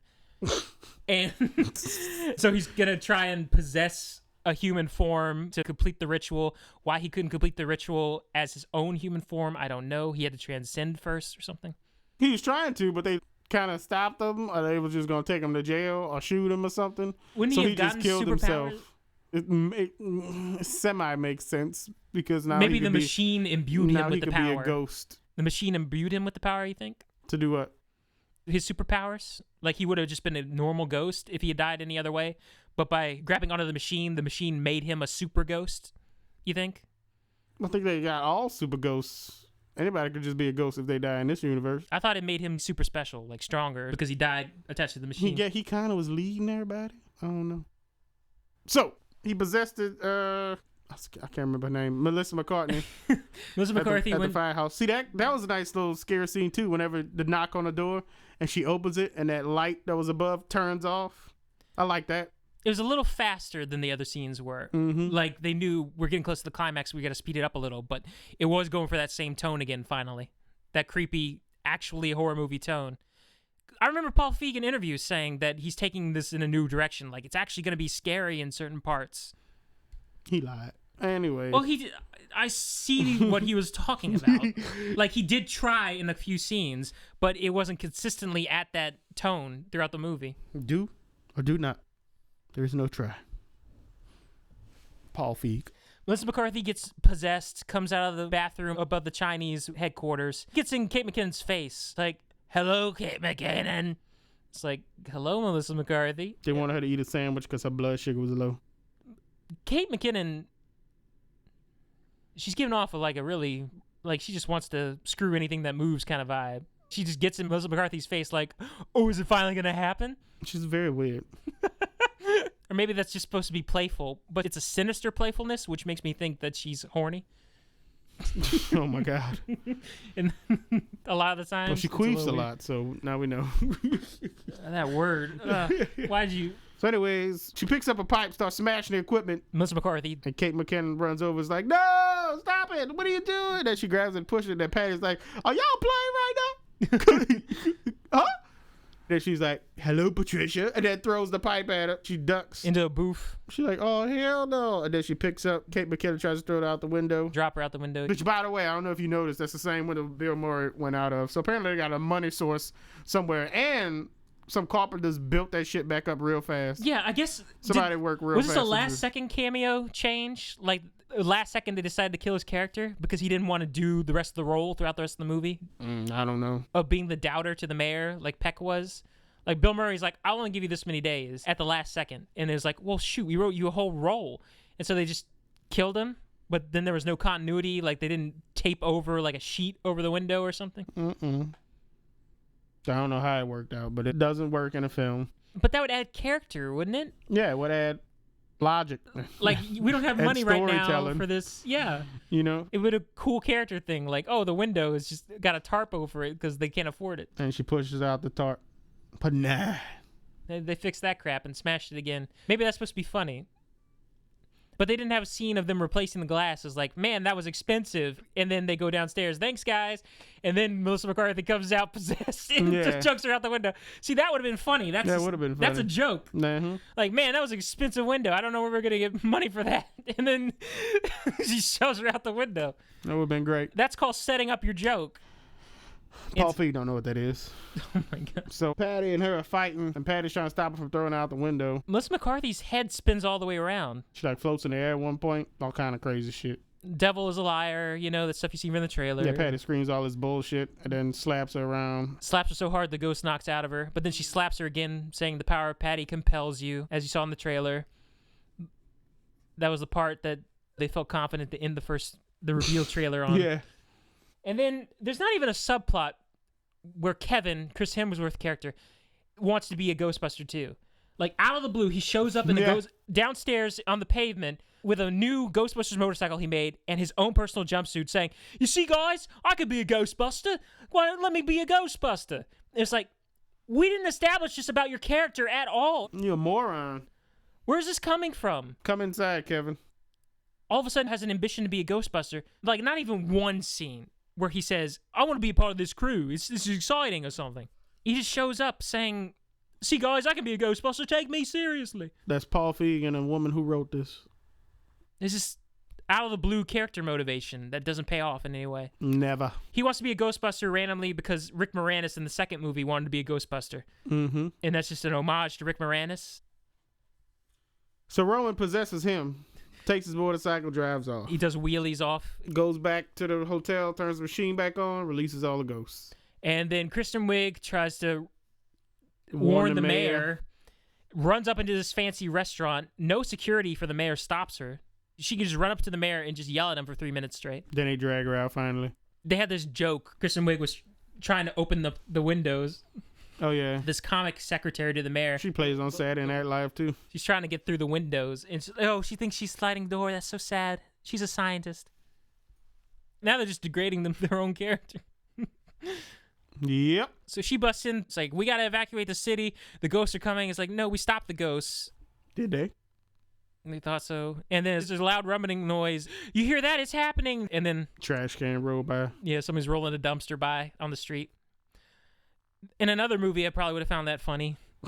Because a lot of the times, these publicly issued trash cans for your house now, where the automatic crane takes it in and dumps it, those huge trash cans. Yeah. It really does sound like something's going down. Like there's thunder outside whenever somebody's rolling it down the driveway. I was like, what's happening? So, you know, that kind of humor would have worked if I wasn't upset with your movie at that point. I kind of enjoyed that. Paul Feig? There's a lot of small things I enjoyed about the movie. So he turned the machine on, shit goes crazy. Portal opens up in that building, the hotel. The Mercado. Then police and military are all forming. The government's trying to assemble a force. They just came out of nowhere. Yeah, Kristen Wiig needs a ride to the rest of the Ghostbusters, and she runs up to a random cab and it's Dan Aykroyd inside. Say, I ain't afraid of no ghosts. I ain't going to Chinatown. Hey, by the way, it's only a class 3. It'll be fine. Yeah, he knew about this shit somehow. Because he's Dan Aykroyd, and Dan Aykroyd likes this kind of stuff, and so to pay homage to himself, he still knew about ghosts. Sure, why not? Yeah. We can discuss your theory at the end. I don't give a shit anymore. We're going to discuss your theory. So then the other Ghostbusters just suit up without her. They don't even wait for Kristen Wiig. They have cell phones in this universe. Yeah, they didn't call Kristen Wiig and go pick her up or anything. And so the other 3 go to try to stop all the ghosts that are unleashing. There's a ghost Thanksgiving Day parade with a bunch of floats. Kate McKinnon says, I made direct eye contact with her. All the floats come after them. They start popping them one by one with their proton packs. And then the last one is a huge Stay Puft Marshmallow Man float.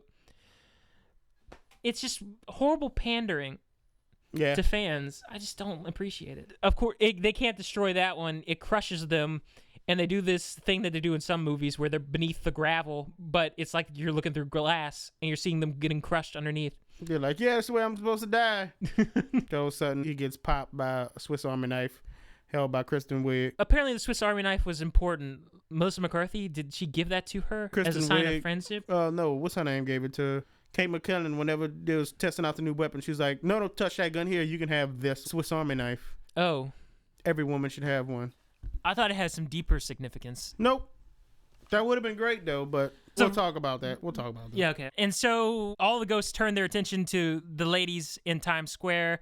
There was a brief sequence where their car got hijacked by Slimer, who was in a hot dog cart, ran past them, and took the vehicle with a huge nuclear accelerator thingy on the back. Yeah, it's like you can't shoot at it. It's like, why you put a nuke on top of the car? What's the purpose of that up there? That's just to recharge the proton packs or something? I guess. On the go? I wish she should have said that. In the video game, it was a huge trap. I remember in the video game, they put a huge trap on the car so they could catch large amounts of ghosts more quickly. Mm-hmm. So they got no car. They walked to Times Square. The ghosts form an all-out assault. Like Chris Hemsworth says, get them. Chris Hemsworth froze the army, by the way. He made them do this pose where they're like pointing with their hands on their hip. And I was like, what are they pointing at? Something's in the sky. They're doing a disco points, like Saturday Night Fever. And then we kind of sensed it. We was like, oh, don't do it. Don't do it. And they actually didn't do it. And then it was like, oh. Because I knew that sequence was in there. I actually read some spoilers before the movie came out. And apparently there was a dance sequence that they really didn't like. And it was supposed to be there. And I guess they took the test screenings to heart and they cut the dance sequence. And they put it... Yeah, and they put it in the credits instead. Wow. You remember? You sat through the credits? Well, they should have kept the dance sequence in there. They really should have kept the dance sequence. I think it would have been the best part of the movie. Maybe it went on... Because it was so great. Maybe it went on too long for some people. Yeah. And that's why. Maybe just thought it was real silly and goofy. But what else is going on in this movie? Yeah, there's nothing really solid. I would have loved a musical number. It should have happened. Honestly. Maybe it was the wrong song. They just didn't know what song to pick for it. I really wish I knew what the song was. Somebody who saw early screening, please tell us. Because if you're going into zany territory, just have a fun musical sequence. Do it. Because it looked like Chris Hemsworth and all the people were having a blast doing the dances. Oh, yeah, they was having a good... Your boy from The Wire, he was having a good time. They all was doing their damn thing. But, I mean, you already jumped the shark, so I don't care. So at least have fun with your jumping the shark. Show me the dance sequence. Their shark jumping skills wasn't that good. So they have a huge fight sequence. A fog rolls in, and Rowan, possessed Chris Hemsworth, unleashes an army of dead people against them. And so they go to town. There's a huge Avengers-style action sequence where they're fighting on the ground against all these ghosts. Now, Rowan is like directing some of the ghosts, but then the giant stilt walker ghost is also directing ghosts too. So it's like, who's in charge here? What's happening right now? I don't know. See, this is where the movie loses itself completely. I mean, they don't play it in a funny way. They play it in a serious way, don't they? What? That all of a sudden these ladies are action heroes, even though it wasn't set up at all. Mm-hmm. Because they're flipping ghosts with the proton pack while they're doing flips and doing all this crazy stuff. And that could have been hilarious if they played it not seriously, like over the top, silly, like, let's go to town or something like that. But they play it serious. Like, you're supposed to take this serious. Like, all of a sudden, these women are just combating these ghosts like they're superheroes. They're flying all over the place, doing fancy moves. Some of the ghosts were dying from the proton beams, and then some were being wrangled.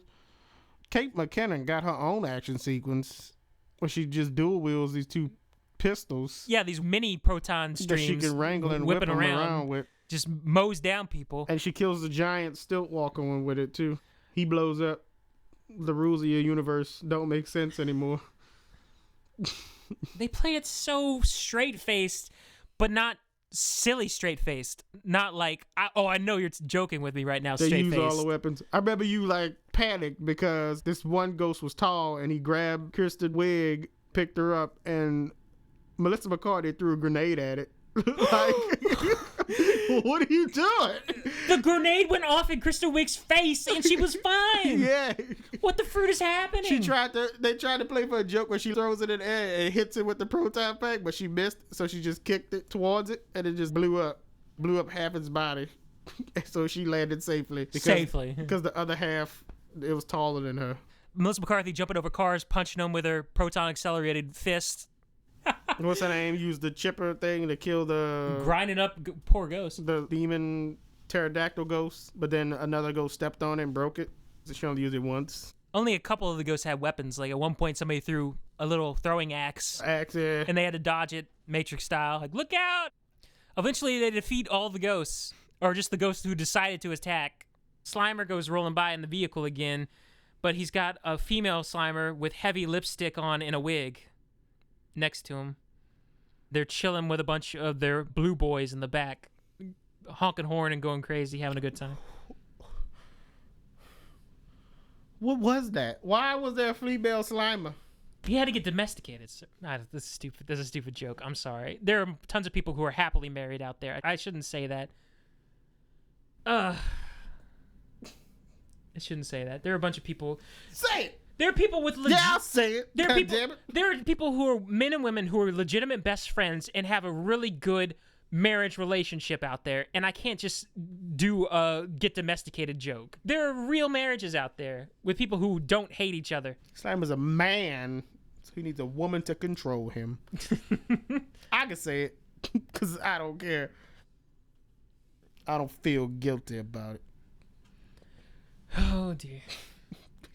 Andrew's gonna cut this. I'm not gonna cut it. You know me. I'm gonna leave it in. Leave it in. I'm gonna leave it in. Let him know how Raymond feels about it. This is just raw stuff we're spitting out right now. It's all exaggerated a bit anyway. Should have exaggerated. That's what they did to Slimer. I hate him for it.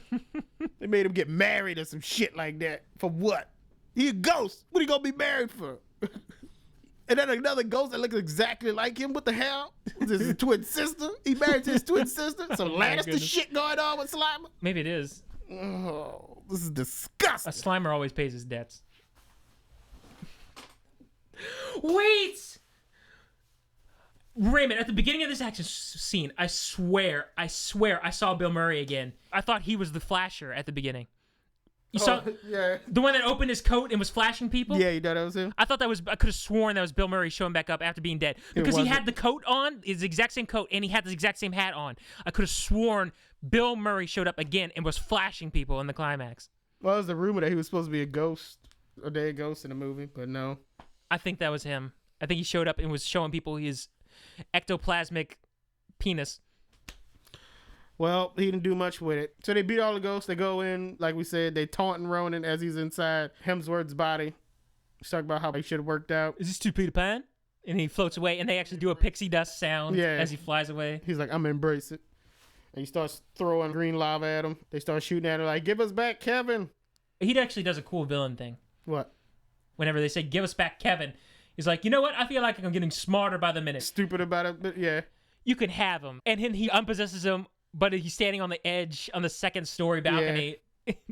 It's like, that's a cool villain moment. We don't get cool villain moments like that in movies these days. I understand exactly what you're saying, Andrew. Villains don't do cool shit. It's like, very poor choice of words. Unpossesses Kevin, so he drops. Throws him down. Kevin doesn't get killed. He lands on, they try to catch him, and he lands on both Kristen Wiig and Melissa McCartney. Kate McKinnon and Patty are shooting at him. Can't do nothing about it. Come on out, stop hiding. He's like, sure, what form would you like me to choose? Choose the form of the Destructor. Like, he has that power? Well, so we don't know, sir. They don't explain his backstory enough to give us what we need to know in this movie. Leslie Jones is like, make it a cute, cuddly ghost. I was like, oh, you mean like this? And he actually turns into an animated Roger Rabbit cartoon of the Ghostbusters logo. They actually brought in some animators to do a little cartoon thing in this movie. There you go. Props to them, I think. Why not? It was very misplaced, but at the same time, props to those people who did some actual 2D animation for once in this world of nothing but 3D and live action Then he animation. turned into CGI, though. Yeah, then he turned into CGI. Turns into CGI monstrous ghosts with a bow tie. The Ghostbusters logo ghost with fangs. He broke out, started smashing shit. With yellow chased glowing him. eyes. Ah. So they ran down the street. That woman didn't show up. You're right. If that woman had showed up, she could have done like a "Make my Rowan grow" and tossed the staff down. He just grows for no reason. He just got unlimited power. No reason. He's not a god. He was just electrocuted to death. Why wasn't Tywin Lannister the villain? He just Yeah, he didn't show up. Like, he's so intimidating. like something connected with him. Nothing. Or at least a comeuppance at the end where he shows up and sees all the ghosts. Something. There's no payoff to his character at all. They just cut him. He's just there to be the mean man who doesn't believe the woman, and He's an asshole. yeah. Just the asshole men deans. He was 2 asshole dean men.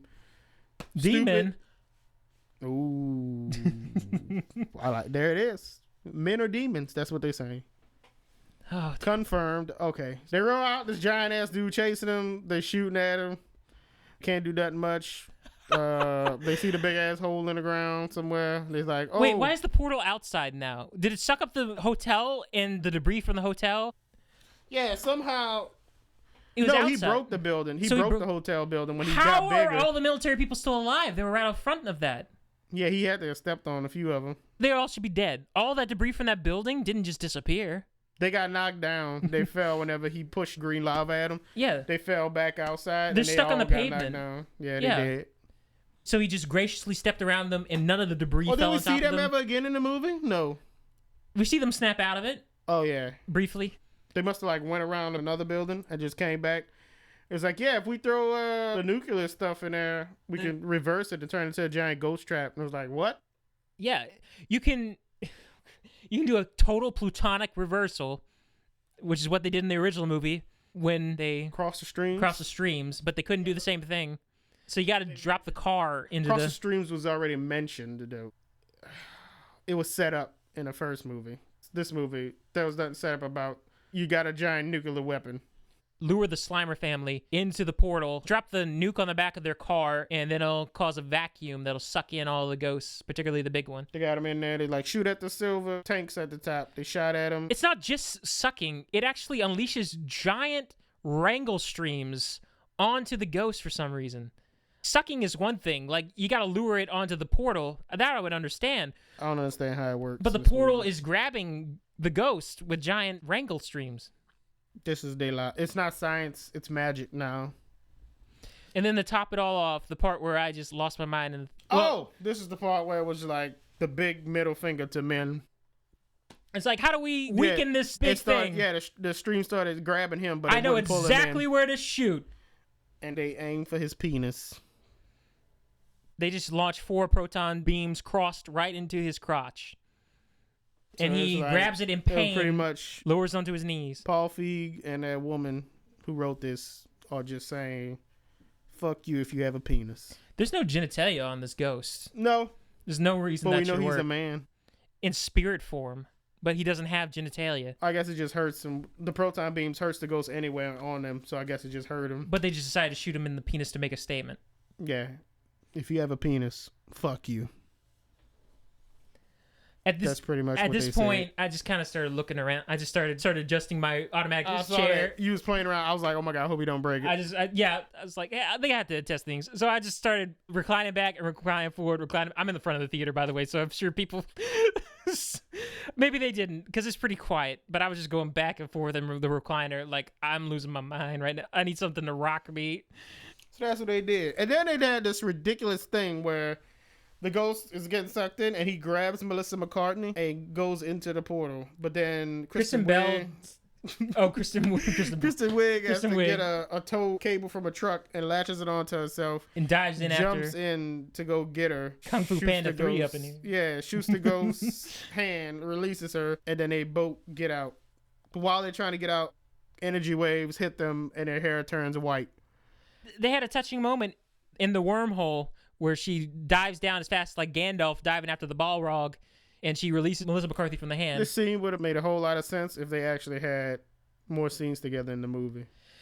I was going to touch that on the general discussion, but did you want to talk about that now? We'll touch it in general discussion, but yeah, they had this stupid ass scene that didn't. It's like, that was supposed to be a part of this movie? So they never, in the trailers, you can see that Times Square turns into 1970s Times Square or something, but they don't emphasize the time warp in this movie at all. None of the Ghostbusters acknowledge we've gone back in time. He says into a ghost New York Kevin or something. says, or Ronan at the time says, let me introduce you to like the something time of New York. So it happens, but it's not emphasized. Like Sony doesn't want you to look at the logos for the stuff way back when, because you might try to buy those products There's way a huge back when. Blu-ray logo. Yeah. But not a 4K. 4K. It was regular Blu-ray. Oh, we almost forgot, sir. Very important. At the beginning of the movie, he was showing the logos on a Sony Laptop? Sony Vaio. Oh, that's what it was. Very, very important. So they get out. Kevin walks up eating a sandwich. They're like, where you get a sandwich from? Oh, wait, well, okay. But to finish off the time thing that we were talking about. Okay. So their hair turns gray because they got caught in the time warp while it was closing? No, it's not a time warp. I thought it was white. Their hair turned white. What? I thought it was white hair. Yeah, their hair turned white, so I thought their hair got really old, like they were supposed to be aging because they were being pulled through. Yeah, that's exactly my point. Only their hair turned gray because they were getting caught in the time warp. They got exposed to some paranormal energies, and they were gonna have like some kind of powers or something, but they never touched on it. Like that's probably gonna be what's in the sequel, that they was exposed to this stuff, so now they having like these visions or some shit like that. Yeah, I don't. Later on in the cafe, they didn't say like what it was. Yeah, they didn't be like, whoa, man, I had like this crazy dream of this blue flower last night, and she was like, oh my god, I had the same dream. Like they didn't say nothing quick like that. Like, oh, that's weird. They didn't have like nothing that'll connect them to make it seem like, oh, this is something setting up for the sequel. But they just dyed their hair. That was it. That was the end of that. So it made no sense to have that. It made no sense for him to grab Melissa McCarthy anyway and pull her in. Well, I guess they have that touch of scene between the two, but there was no build up to that. So Kevin's eating a sandwich. He's like, yeah, I got this at the deli when I was looking for y'all. Chris Hemsworth, Kevin, standing outside the hotel that was now not destroyed anymore. It built itself back. Because the time warp closed. And now it's not science anymore, it's magic. Yeah. And he's eating a sandwich. And I hated this scene. They just, well, not hated, just disliked. I don't really hate anything, but. What happened, sir? Go ahead, finish it. They're just being so mean to this guy for no Kevin? reason. Yeah, they were like, we've been working so hard, busting ghosts and doing all this crap, and you're sitting here with a sandwich? And then he says something stupid. He's like, no, you didn't see? I helped with the portal.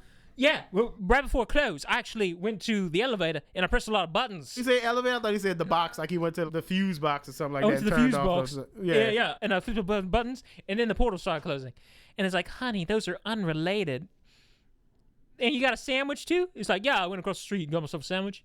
I was waiting for you guys at the deli. They're just being so mean to him. Yeah, he was like, oh, nice hair. You look old. So she took his sandwich and threw it. Clearly, Chris Hemsworth is a special needs person. You shouldn't be mean to him, okay? Well, guy doesn't know how to answer a phone. Kristen Wiig is lusting after this special needs person. So what does that make her? A terrible person as well, huh? There's got to be a word for that. Lusting after... Some kind of philia? Yeah. Yeah, some sort of philia, yeah. Dysophilia. People with disabilities. Oh my god. You lust after people with disabilities? Or? It's terrible. Then Paul Feig throws him another sandwich off screen. There's no redemption for Chris Hemsworth's character. This is the moment where you could have had something. He could have participated in the climax and helped them in some way. At least have him helping to pull the rope to get Kristen Wiig and Melissa McCarthy out of the thing. Instead, you cut to Leslie Jones and Kate McKinnon pulling the rope through the door, and somehow they're pulling it like it's a mechanic. Almost like they're just pulling it so fast. They were launching that rope backwards, man. These two women were just pulling this rope so fast, apparently. He's a stupid man who needs to be in the kitchen making sandwiches. That's what that scene's about. Oh, there it is? Yeah, that's what that scene's about. Reverse sexism? Pretty much. Ugh. Well, it's not reverse. Reverse sexism is the opposite of sexism. Oh, yeah. This is just sexism, period. Okay, there you go. Just reverse on the normal idea of what sexism is. Just reversing the gender roles, sexism. That's what this is. He's a stupid man who is only good at making sandwiches. eating sandwiches. Oh, man. That's all we're good at is just eating. So they go to a restaurant, and they're celebrating the next day, and they dyed their hair. Kristen Wiig's hair. It's like... different color, reds. Yeah. I asked for Garfield. Turns out it was the president, not the cat. Then Kate McKinnon makes a speech about how she's glad she's got a family now. Even though they didn't touch on that shit. They didn't build up that character arc at all, where Kate McKinnon is an outcast, but she feels like she belongs with these women. I would really love it if they were genuine with any of these character arcs. That could have been a really great moment in a better version of this movie, a more developed version of this movie. That could have been a great moment. And there were people who treated it like a great moment behind us, like, aww. In the back, there were people who really liked her character and were happy for her in the scene. I would have been happy too, but you didn't set this up. But Paul Feig wants you to know about queefing, though, sir. Not about her not having a family. Yeah, you get a fart joke instead of establishing the fact that Kate McKinnon is a lonely person. She farts in the front. And she's found a family. That's sad that they don't care about their characters. Well, we're going to get to this in the general discussion, but let's finish this up. It's almost over. The government secretary lady from SNL comes over to their table and says, hey, Mayor's really happy that you saved the city. Of course, we're going to have to cover it up again, put the cat back in the bag, wink, wink, nudge, nudge. But you still get to do whatever you want to do, and you get all the funding you want. Name something, you got it. It's like, anything? Then you cut to the original Ghostbusters firehouse. They've earned it, apparently.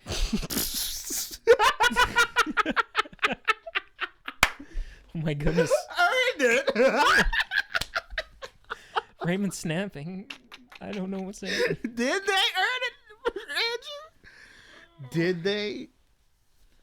Really, everybody? If you see this movie, ask yourself that question. And then... did they earn that firehouse? And then a hearse pulls up, asking... And Leslie Jones's uncle steps out. And it's Ernie Hudson. Raymond's losing his mind. Like, this is we don't know a cameo to fit this guy in. Let's just make these two black characters related. How about that? Oh, no. It's beautiful. It comes from the mind of Paul Feig and his lady. Oh, man. The guy's losing his mind. We've been talking for 2.5 hours about Ghostbusters 2016. Oh, man. Oh, this is so beautiful. So, yeah, they get the firehouse celebration. Credits start rolling. You get Ghostbusters Answer the Call is the official title of the movie. And then you get some beginning credits scenes. They're developing new equipment. That green laser bear trap that Kate McKinnon makes that was in the trailer. In all the trailers. Is an end credit sequence. Is an end credit sequence in the new firehouse. Apparently, Chris Hemsworth is actually smarter than he lets on. He pretends that he knows their lingo, but to pretend you know their lingo is to also know the lingo, so he's actually really smart, apparently. No, he was saying we're paranormal metamucils or something like that. He said a different word. Oh, he still said it wrong? Yeah, he still said it wrong. I thought he said it right this time. No, he said it wrong. He just told him, I'm talking like you guys. They couldn't even give him that much development? Nope. Answering the phones is the only development he needs, sir. Yeah, he actually answered doing a basic thing like that. He actually answered the phone. What a smart monkey. Then Kate McKinnon's like, I actually developed a trapping jail. Like in the first movie, they kept theirs downstairs, where you actually unload the traps in. How'd you get the idea for this technology? Kristen Wiig asks. And then Kate McKinnon's like, oh, my mentor. She's here right now. And then... Hi, I'm Sigourney Weaver. Welcome to Ghostbusters 2016. Sigourney Weaver steps out wearing her hipster glasses. She says a couple lines. I'm just too horrified to remember what they were. It's so stupid. Apparently, she's her idol, so she's an important character now. So is Ernie Hudson and Sigourney Weaver are technically important characters going forward in this franchise. They were supposed to be cameos, but they're actually related to the main people. So Ernie Hudson provides a car. That's all he does. I mean, Bill Murray flung himself out the window, so he wouldn't have to come back. I remember reading a comment somewhere, like on Reddit, whatever, they saw the trailer, and somebody was like, I bet any money Ernie Hudson's cameo is he's the uncle. He's her uncle, whenever she says, I bought it from my uncle. Oh, man. They got it right. There it is. Was there any other post-credits scene? Oh, they ripped off Power Rangers, the movie. Oh my gosh! That was so bad. Before the credits start, they go up to the roof like, guys, you gotta see this. And then all these buildings in New York somehow know about the Ghostbusters, even though they covered it up. They put a cat in the bag. They put the cat in the bag. They covered it up. But somehow everybody in New York knows, and they organized a night to light up their windows on multiple floors of all these skyscrapers to say, giant ghosts walking around, so... we love Ghostbusters. We heart Ghostbusters. Thank you, Ghostbusters. Thank you, Ghostbusters. And it's hard to save all the tears you've cried. Oh, just what dreams are made of. That's the only thing that was missing was that song. Why? Nobody's supposed to know. It doesn't make sense. And even if they did know, could you coordinate this effort? There would have to be like a social media effort or something, some sort of organization, and they would know about it in advance. Yeah, why didn't they have that? They're still using the telephone line. Why didn't they... Like they get texts about a ghost or something. Or Facebook message about a ghost, or Twitter about a ghost. That's too modern. It's too... But they're in modern. They're in 2016. They're in modern time. You're trying a little too hard to You're appeal to another not trying too hard. This is what's happening. This is technology of today. Use it. You get a quick pop-up email about the ghost on your phone.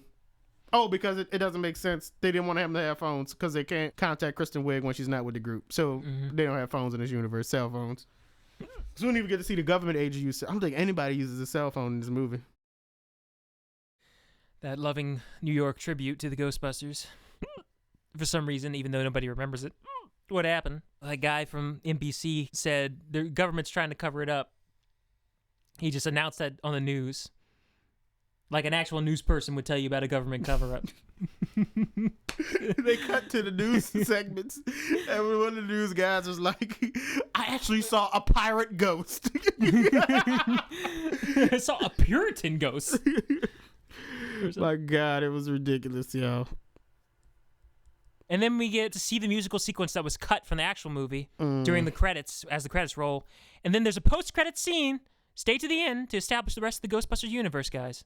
Or you're going to miss what's coming. Leslie Jones in the firehouse is listening to an EVP, electronic voice phenomenon. And she says, guys, you got to hear this. And she turns it up for everybody here. And then they're like, who's Zool? That's they Thanos tease, I guess. Zool's going to be the final boss of the whole series, depending on how many movies they decide to make. Or maybe it's the sequel person. Maybe it's like Batman Begins, whatever. They hand him the Joker card. Hand you the Zool card. All right. That's it for the movie. Now it's time for general thoughts on Ghostbusters 2016 Answer the Call. You go ahead and go first, sir. Let's all calm down for a moment. All right? Let's calm down just for a moment. We threw a lot of hate at this movie. But since I'm going first... It deserved it. I'm sorry, Raymond, since I'm going first, I can see why it is getting positive reviews. I really can. Because the cast looks like they're having a good time. They actually are trying a lot in this movie. A lot of the stuff that we were hating on is just holes in the plot. And if you're enjoying the movie, you would let those go. In fact, I could probably recommend this movie for a certain amount of people who just want a nostalgia trip. They want to see the cameos, they want to see the references, and they want to support these women who are having fun making this movie. And I can support that. I enjoyed a lot of the parts of the movie, I will admit. I am not totally negative on the movie. I'm negative during this podcast, primarily thinking back on the movie. But during the moment, I was actually enjoying a lot of it. I enjoyed the creepier tone that they tried to do at the beginning and that they sprinkled in here or there. I liked Kristen Wiig's backstory. The ghosts I'm okay with the ghost design. I think they were being charged by those machines, so maybe that's why they were so colorful. The movie is primarily aimed at children, I'll say this. Even though it slips into some PG-13 adult humor every once in a while. Triple X stuff. Yeah, some Paul Feig rated R stuff they try to slip in under the radar. Even though this movie feels like it's primarily targeted at little kids. And I gotta say, I think little kids might really enjoy this movie. It's candy. The movie's cotton candy. It's fluff. It looks like they're having a good time. And a couple of the jokes land. I think a lot of people will actually enjoy and have a good time with this movie. But if you're a serious Ghostbusters fan, you might be offended. by how they take it. They just treat it as a children's movie in tone. It feels like a late 90s Nickelodeon movie in tone. Like, if you had put the GAC Nickelodeon orange logo before this movie, I would have bought it. I really would have bought it. That they made this. It really does feel like that candy, colorful kids tone to it. And I'm not necessarily saying that's a bad thing, but it's conflicting with the creepier actual horror movie side of it, and also with the random adult Will Ferrell babbling ad-lib humor that they stick in there. It's a movie that's a little bit of a mess for me. I enjoyed a lot of it in the moment, but as the movie went on, it started to lose that pace and that tone that I liked at the beginning. I was really optimistic at the beginning of the movie. I'm going to turn out liking this movie. But after the fart joke, slowly things just start building, and it loses that airy, atmospheric, ghostly pace, that editing style that it had at the beginning, where it actually was trying to get you like a scary movie almost, where they pretend to be scary, but then they have a silly joke in there every once in a while. I would have been okay with that tone throughout the whole movie. But then they just reckless abandon with their characters. Throw all the characters on the bus. They make cheap jokes. They only tell you the backstory to Kristen Wiig's character. And like Raymond brought up a bit in the synopsis, they don't go into the backstory at all between how hurt Kristen Wiig and Melissa McCarthy's characters are about Kristen Wiig turning her back on her passion to be a respectable scientist, and Melissa McCarthy pursuing that passion. There's no conflict there in the middle of the movie where, like, well, you know what, Kristen Wiig, you abandoned me in my time of need or something like that. That could have happened and then paid off in the climax when Kristen Wiig dove into that portal to save her. Mm-hmm. They're playing the sappy music all of a sudden like it's supposed to mean something, but it doesn't. Likewise, Kate McKinnon's speech at the end about her finally having a family doesn't mean much because you don't establish it earlier in the movie. There's some fun scenes with Kate McKinnon. Like, there's this weird dance number that she does with a couple of blowtorches while Kristen Wiig's watching her. Raymond, you laughed at that. Listening to El DeBarge. I laughed because she was fucking crazy. She was crazy. She was doing this, and all of a sudden, she pulled out blowtorches, and Kristen Wiig was like, whoa, just stop. She sets some paper towels on fire, and then she's dancing while she's getting the fire extinguisher, taking her time. So they make a joke out of her craziness, but they don't make a more serious conflict to her craziness. Like, her craziness is jeopardizing the team.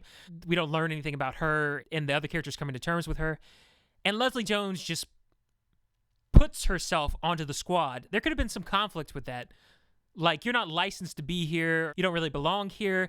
And having her kind of earn her stripes or something. Mm-hmm. I just named conflicts for each of these characters that could have been in the movie and made us care more about these ladies and their conflict. I liked these women in these roles, but they didn't flesh out these women in these roles. They had a plausible reason why it was all women. I have no problem with it. But I wanted more from their characters. Their characters weren't done justice. And then they were so mean to... I mean, all the men in the movie were just mean, cowardly, or stupid to them in return. Evil. Yeah. And then Chris Hemsworth, they were just so mean to Chris Hemsworth, treating him like a sack of meat. And they don't even give him a redemption story arc where he redeems his silliness, like he's useful in some way in the climax. They just have him showing topless pictures of himself, asking which looks smarter. We didn't even mention that. Oh. Guy's just pimping himself out for this movie. The dude said, which one looks better? Which one makes me look like a looks doctor? like a doctor? Me playing the saxophone or listening to saxophone? He's holding the saxophone to his ear in that picture. With no shirt on. Yeah, the movie tries to ingratiate itself to old fans, have the sense of humor that Paul Feig loves, that R-rated sensibility, sexual humor, and it also tries to be a cotton candy, colorful kids movie, but also have a creepy, really grounded, realistic, modern, The Conjuring horror tension in few scenes. Mm-hmm. The tone is just all over the place, and the characters I can't take seriously. So overall, it sounds like our audience enjoyed it. There are a few people who clapped, like Raymond said. Fuck them. I can recommend the movie to... I can recommend that you check the movie out if you're curious, because apparently it's registering with some people. But personally, at the end of the day, I didn't enjoy the movie overall. But I think if I was a child, if I was a little boy, maybe I would have enjoyed this movie. I would have just thought, hey, Chris Hemsworth's just the silly, stupid character. Haha, isn't he funny? Oh, cool, they got all these cool gadgets and stuff. oh, they're whooping some ghost butt at the end. Like, if I was a little kid, I would have enjoyed this movie a lot more, probably. This would appeal to 10-year-old Andrew. Maybe it would have appealed to me. Kind of like with all the cool gadgets and stuff. Like Gods of Egypt would appeal to 10-year-old Raymond. Yeah, it's just your mom's whooping up on people, having a good time. They could have played up that angle, too, had some fun with it. None of these women are in relationships either. How do they feel about that? That they're not in relationships? Or they don't need no men. Or have kids. They independent women. They don't need no men. I just didn't know if it...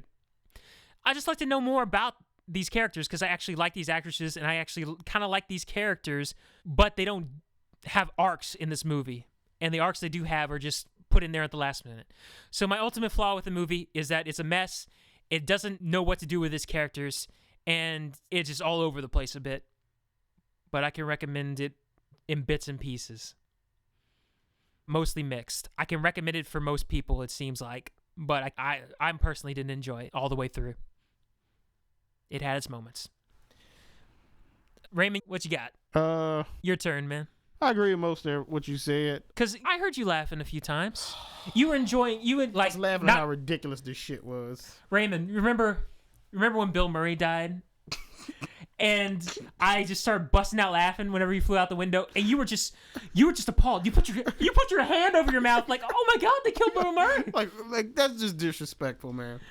It was very disrespectful the way he treated the original cast members. If I was them, I wouldn't have came back. I hear they forced. There are rumors that they were forced by Sony. They had contractual agreements, like they had to come in for these cameos because they already signed up for some type of Ghostbusters movie already. Yeah, so they were forced to do these cameos or something. Probably so. Those were the rumors, apparently, unsubstantiated. I'm going to pretend to have journalistic integrity and say those are rumors. Man, but you looked at me appalled because I laughed at Bill Murray. Yeah, that's ridiculous. But I laughed because he turned into a dummy as he went out the window. I thought it was hilarious. Oh. He was like, ah! And then he hit the window, and then all of a sudden, you just got this shot of a dummy. Ah! And fly to the ground. It wasn't like the old 90s style where you actually saw that it was a dummy and it falls out. Like, that would have been great. You could slightly tell, just the only way you could tell was by the arm. The arm was doing something weird, and that's why I laughed. It's like, oh, okay. It's a dummy. I'm sorry, your opinion. Sorry. Positive thing I'm going to say. It wasn't boring. There you go. There you go. That's all I got for you. Oh, pretty much what Andrew says. The characters' motivations are not there. Kristen Wiig and Melissa McCartney's two characters. First they start out with animosity towards each other, but then they make up after the first ghost encounter. So at the end of the movie, whenever they do that stupid thing where she saves her, it doesn't really make sense because they've already been friends and they've been talking to each other throughout this whole movie. There almost could have been a friendship triangle there. Between her and Kate McKinnon? Yeah, because she made a comment at the beginning. Going for in the beginning of the movie, but then they all stopped whenever they discovered the ghost together. Yeah, this is your replacement over here. She knows physics too. It just stopped. Quantum physics. Kate McKinnon's character, I didn't like at all. It was too over the top for me. If she was going to be that over the top, she should have had a counterpart that was overly serious all the time. Like Leslie Jones should have been a serious type of character. Kind of how like Winston was. He brought the everyday man type of guy to the group, and she was supposed to be the everyday hardworking woman. She should have just played it up serious. Who? You said Leslie Jones? Yeah, Leslie Jones should have been or maybe even Chris Hemsworth should have been a serious character. She should have had a counterpart to her. That way her scenes would have been funny if like Leslie Jones would look at it, give her a crazy look or something. It didn't. None of this movie made sense. It's not in the same universe as the other Ghostbusters movies. You had a theory, though. Oh, yeah. The theory was that some evil ghost took control of the other Ghostbusters, erased everybody's memories of them, erased their memories, just left them in the world. So now this is the conspiracy plot. Maybe it is. Maybe Zool. Those government agents covered it up, like wiped the memories of the original Ghostbusters, gave them new pasts or something. So these government agents are part of it? Because they're all coming together in these cameos. It seems like maybe Bill Murray will remember now that he's dead, that he's actually Peter Venkman or something. Come back as a ghost, Peter Venkman? Yeah, restore the memory of the other Ghostbusters. Sony, we're giving you a license to print money right now for a sequel. That's what this movie was just to make money. It wasn't to actually give you something different or new. It was to make money and be a feminist political statement. And that's exactly what everybody was scared of about the movie. The reason why a lot of people hated that it was all female cast. And it's because you did it. You made it. You made it this. It didn't start off like that at the beginning of the movie, though. No, it didn't. I was really enjoying these ladies in this role, but then every single man they brought in. Every time a man character showed up, it would happen, and it was just. I'm enjoying the movie, and then you're just. This is ridiculous. Why is this like this? They didn't treat Janine like this in the original movies. No, Janine was sassy, and she would talk back to him and whatnot. It was great. This is disgusting what you did with Chris Hemsworth. And Rick Moranis. You want to talk about Rick Moranis? Rick Moranis' character was... He's like a romantic. A cowardly. He wasn't cowardly. He was just a... He's an awkward romantic who was fawning over Sigourney Weaver's character, and sometimes he would be a little absent-minded because of it. And so he was doing some silly things. He's trying to impress her, so he was, I did a great workout. I fast forward in 10 minutes, got a whole 30-minute workout in 10 minutes. It was great. He's just a little bit of a nerd, but he's not stupid. No. Rick Moranis' character is not stupid. He's absent-minded in trying to impress a woman. And he gets possessed. And that's it. This was just... It was disgusting, man. It really is. It's sad and disgusting. But nobody will stand up for men. No, I want to see. I want to see all these equal rights people stand up for men for this movie and say that was unfair how they treated the men in the movie. Like, please. It's ridiculous. And then they top it all off with them shooting the ghost in the dick. Or the nuts, or whatever you want to. I don't even care about this whole sexism thing. I don't want a reversal where men come out in droves because of the Ghostbusters movie and say you're being sexist towards men. How about we just stop people calling other people sexist from now on and just deal with the fact that somebody's mistreating somebody or being condescending to somebody? Take sexism out of the equation. It's like you're being condescending to this woman, or this woman's being condescending to this man. Just take that word out of the vocabulary for a few years or something, and just have people deal with individual people instead of grouping people in with their gender. Well, this movie decided to group men. There was not one male character. Maybe Gunther from Deadpool. They were just so mean to that guy. They was just mean to him. Yelling at him about the orders, even though he's just the delivery man, and then they blew up his bicycle. I'm supposed to laugh at the fact that this poor guy who's just trying to make a living in New York got his bicycle blown up because these people were throwing grenades in an alleyway. In a public alleyway. They added these new cool weapons, but these weapons totally go against the canon of the Ghostbusters universe. They're supposed to trap ghosts. They can't kill the ghosts, but these new weapons were killing the ghost. It's stupid. They had burning carcasses on the ground. It's the most ridiculous thing I've ever seen in my life. So at that point, it's no longer science, it's magic. Because you're killing a ghost. Are you kind of damning them to internal emptiness now? Like now they just don't exist at all because you killed their spirit? I think so. That's disgusting, actually. That's kind of a horrific thing to do. Yeah. Well, no. I mean, they're not scientists anymore. They're fucking wizards. This is what they've done. To be fair, though, they throw in a lot of science terminology. Like, did Dan Aykroyd come in with the script a lot of times? Because these ladies do exchange a lot of technobabble. To be fair, they want him to sound smart. That's why they made him say that. You think Dan Aykroyd came in because he's executive producer and helped with that part of the script? Probably so, because I bet Paul Feig and the other person who wrote this don't know shit. He gave them all that so they can learn the shit and know about it. No, I don't enjoy this at all. It was trying to go for the Batman Begins type of thing, but it just falls short. It's too silly for me if I had to say what I hate most about it. I know it's supposed to be comedy first above all else because that's how the original Ghostbusters was a comedy. But this was not the type of comedy that the originals were. This was just ridiculousness, and it was mean-spirited comedy, like Andrew says. It's like a mean-spirited version of the live-action Scooby-Doo. Pretty much. But hey, that guy went on to make Guardians of the Galaxy, the guy who wrote those movies. I hope Paul Feig don't make no more shit. How about that? He might go on to do a huge Marvel movie or something like that after this. But with his signature humor that people love. He gonna do Beetleborgs. You got all these comedy directors going to huge franchises now. Because you had the Russo brothers, You, Me, and Dupree in Arrested Development go on to Captain America Winter Soldier and Civil War. And now the Infinity War. I just didn't like this at all.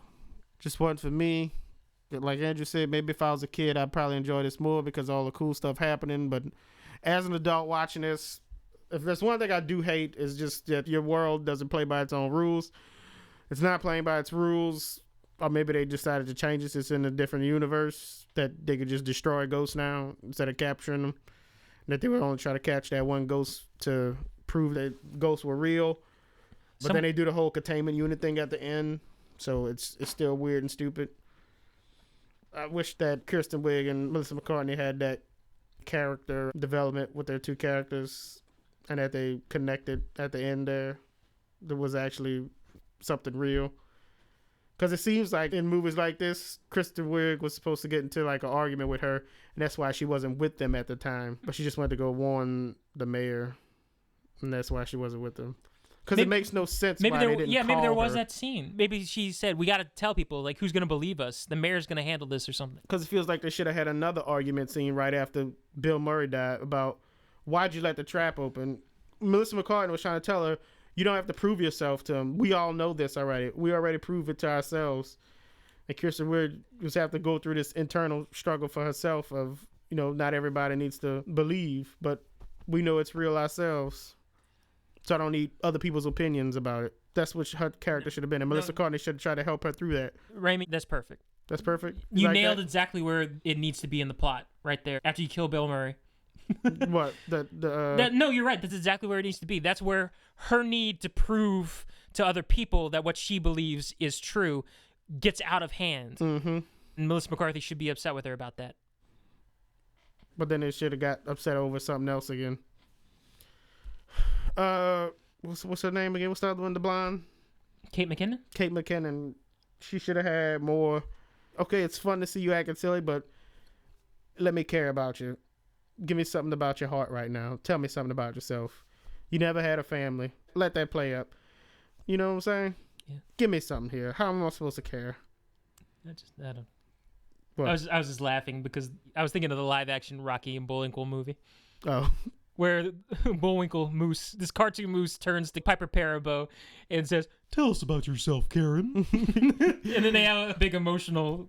But at least they did it in the Rocky and Bullwinkle movie. You found out some backstory. Yeah, but they didn't do this for her. She's just this psychopath that happens to be on a good guy's team. Kristen Wiig's backstory doesn't pay off. The one backstory they kept didn't pay off. About being frightened, but it goes to her need to prove herself. But it connects, her backstory connects to why she's friends with Melissa McCartney, but their friendship doesn't toggle back and forth like it should. Where the big payoff is supposed to be that we're okay with secretly being Batman by secretly busting ghosts for the government is what they're doing now. Mm-hmm. That's supposed to be the development of Kristen Wiig's character. She's got to learn to accept that the world's not going to get to know. I was liking her character until she became flustered about Chris Hemsworth's character.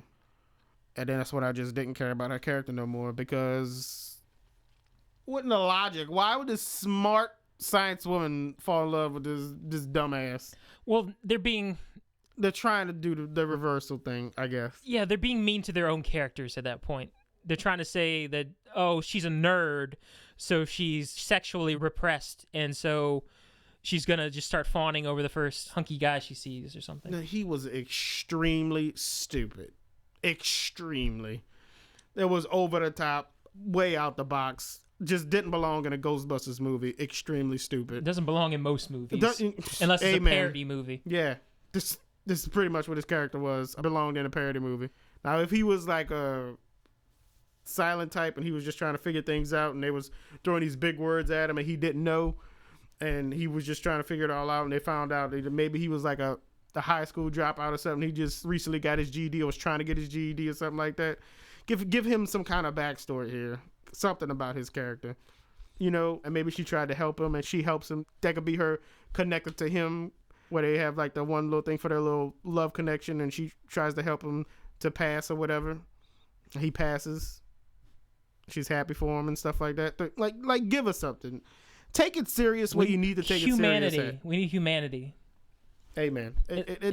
Instead of this pop comedy where you just have them flip the bird a lot or just say cat in various ways, bring some humanity. Like, know that a comedy doesn't always have to be funny nonstop. You can tell a story about people, like the first Ghostbusters movie did. The Ghostbusters movie did the opposite of Batman versus Superman, pretty much. Well, Batman versus Superman was this completely serious drab of a thing. And had no humanity. Yeah, still had no humanity. But this one was just this over-the-top comedy and jokes and laughing. And they didn't have time to slow down. You're getting to know the characters and stuff like that. Whereas Batman vs. Superman didn't try to have fun at all. So now you can see where both of these will go to the extremes. You know what I'm saying? Like, nobody know how to find a perfect balance between character development and being seriousness and comedy. Well, most people think Marvel has found that, and that's why they're so successful right now. Yeah, I can see that. Sometimes they do it, sometimes they don't. As you got crazy without the Thor 2 was a little out the box at the end there. Thor 2 lost his dang. I cried laughing. I love the end of Thor 2. I have not seen Thor 2 since the theater. I don't want to spoil that experience. I was laughing so hard. Raymond thought I might die. I was crying. I just couldn't contain it. It was just so crazy. There were putties coming after Kate Dennings. These putties came out of nowhere. And then Thor's getting checked out and felt up on a subway cart, and he likes it. He goes like, hey. And then they did the joke from Up where he screeches on the window. They just lost their mind. I was just saying to Raymond, stop, shut off the projector. So, yeah, Marvel, sometimes they don't get it right. But the first Thor movie, I thought that had a wonderful balance to it of humor and stuff. I think a lot of people don't like it. But I liked it the first time. I like most of the Marvel movies. I don't think there's one that I hate. There's not one that I hate. There's some that I just think are okay. You know what I'm saying? But like I hate Batman vs. Superman or this kind of. I don't hate this. I don't have any feelings towards this. Maybe that's worse than not hating. You know what I'm saying? Not even thinking it's okay. I don't know how I feel about this. I think most people are gonna think this movie's okay.